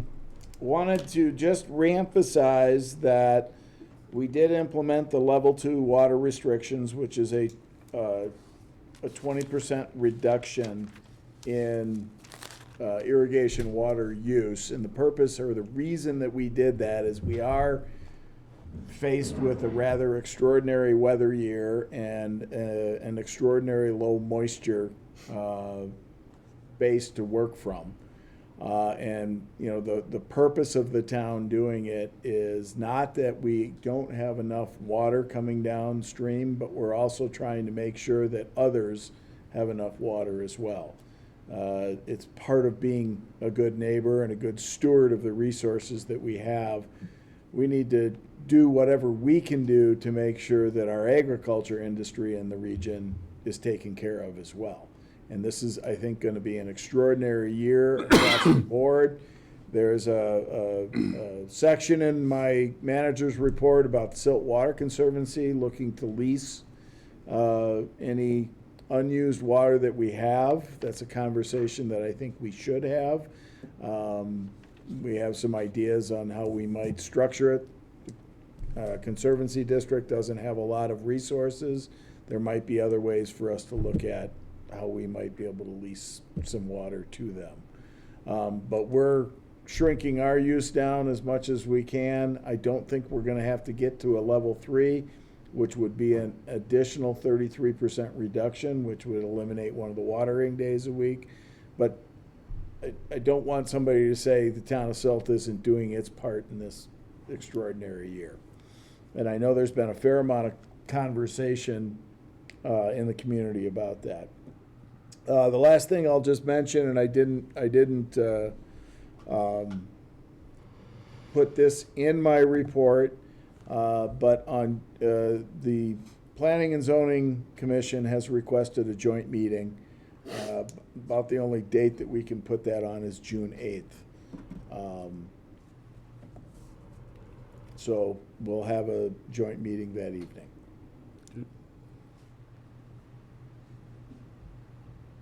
And then I hate to bring it up, but I did put a budget calendar in there, and I did ask the question of whether you wanted to have another strategic planning session this year. I assume the answer will be yes. Yes. Yes. For being voluntold. If you say, no, we really don't want to have one, I'm happy not to have another meeting. Can I ask a quick question about your report? You may. Can you provide any additional details on the farm to table dinner bit here for context? We had been meeting with Highwater Farms to do the planning for the farm to table dinner, and it was going to be a gala event that would have accommodated somewhere around 120 people. The board of directors of Highwater Farm came back and said that they really weren't interested in doing that. They felt that the amount of work that it was going to be outweighed the any financial benefit that they would be able to get. They also expressed concerns that the people in the town of Silt wouldn't be interested in doing it. So they basically said, we don't want to be part of it. Oh, and by the way, we're going to hold our little dinner on the same night that you were going to do yours. So. This is disappointing. I feel like in the last year, maybe year and a half, it seems the nature of our relationship with this organization has shifted, and not in a positive way. There have been various incidents. We approached them about having an at-large board seat, again, to work with them strategically to be a further asset to this organization. And they continue to want to work with the community of Silt when it benefits them. And I don't think that that's okay. I think our relationship should be reciprocal, right? We've bent over backwards for years now to make sure that we could do everything we could to help them be successful, including giving them the land. Leasing them. Leasing them the land at an extraordinarily low rate. And we've supported them in every way we could since day one. But when it comes time for this organization to give a little back under the auspices of a farm-to-table dinner, which benefits them as much as us, they say thanks, but no thanks. Again, I think come budget season, I'm gonna need to have a more serious discussion with this group about the long-term viability of working with this organization. Because I don't see it benefiting the citizens of Silt collectively. I see it benefiting them, the organization. So I think that's gonna be something worthy of review at that time.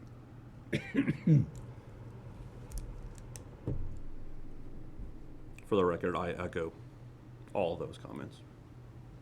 We're supposed to be working We're together. working- This is a together thing, not a. Right, but the first one or two times we ask them to do something that benefits the community of Silt, they say there's nothing in it for us, no thanks. That's not how these relationships should work. And that's not how they work with any of the other nonprofits and organizations that the community of Silt works with. You know, Habitat for Humanity, Youth Zone, the Chamber, on and on and on. This group is becoming an exception, and to me, that's unacceptable. Okay, we'll pass on some information. Thank you for sharing that. Yeah. Okay. Any other managers that would like to discuss anything on their reports? Nobody wants to follow that up? We graduated, or we had 2 police officers graduate from the police academy. They're starting their field training program for 4 months, and so we're only down 1. We're gonna expand our job out to like Colorado Association of Chiefs of Police and just spread the tentacles a little more, but should be fun. All right. Okay.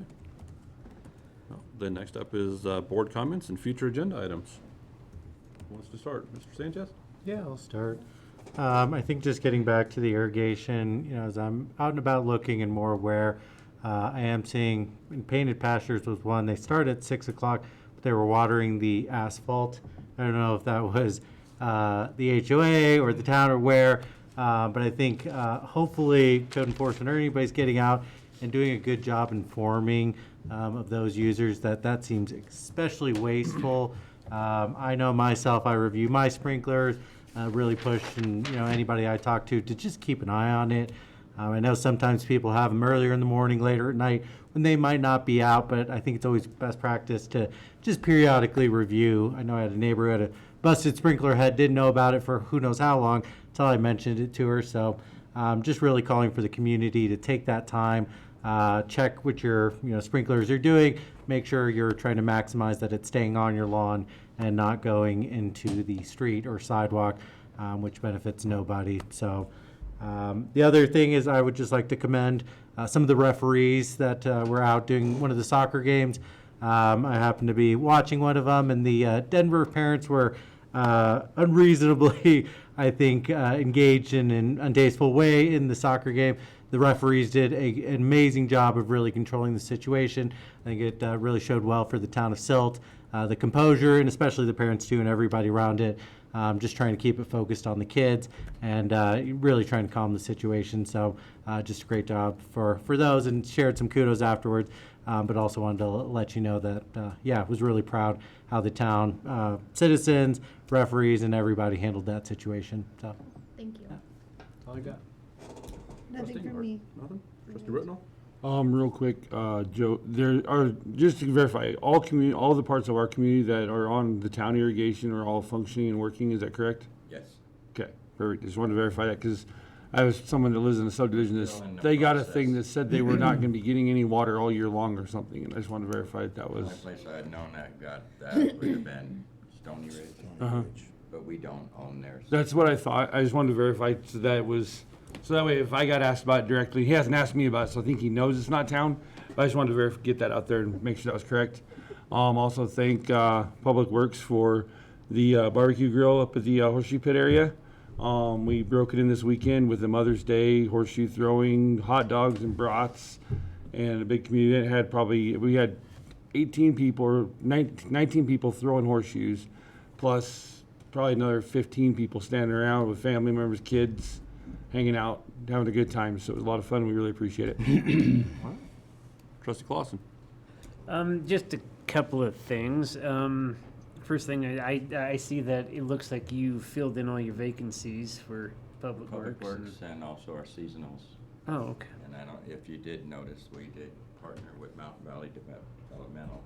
We hired 2 of their kids, and they'll be working Mondays and Wednesdays, taking care of Town Hall, the library, Town Center, and the flower pots on Main Street.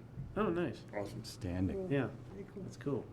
And I know it's come up before, but was there ever a decision made on the 8th Street crosswalk in moving that one from the roundabout down? Oh, on Main Street. Yes, on Main Street. CDOT. Yeah, I wrote the wrong. Sorry. CDOT has indicated that we would have to close the 9th Street crosswalk if we were going to have one at 8th Street. We have not made a determination of one way or the other. Oh, okay. So, I mean, personally, I'd be in favor of closing that one and moving it down. Just When you say the 9th Street one, that would be all 4. It would just be the it would one. just be It would the just be the 9th west Street, the eastmost one. north, south on the west Yeah. side. yeah, the Of the west side by the roundabout. liquor store.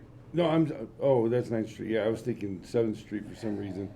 What would be the thing about maybe moving that one from 7th Street that way? And then, I mean, people would have to go around, but at least it would offer aid there, and there. I mean, I don't know. I'm just spitballing. That 9th Street one, people are coming off of there so fast. You know, it's a mess. That's why we have flashing lights there. Yeah. But they're everywhere, so then you're like looking. It is kinda confusing when because they all start and then flashing. You're like, okay, okay, where are they I'm at? just gonna ignore these lights. Yeah, 'cause and I it's assume way I over don't there. see them, but they are there. Yeah. We'll get it figured out. Anyway, yeah, that was just that. And did we ever come to a resolution on DeMelby Park? This is the, over at, Center Townhouse. Center Townhomes. No, the last communications we had with Center Townhomes, they had submitted a request to modify some lot lines, and we sent them comments back, which did include that the lot lines needed to not further exacerbate the lack of parking for DeMelby Park, but there has not been any action taken since then. Okay.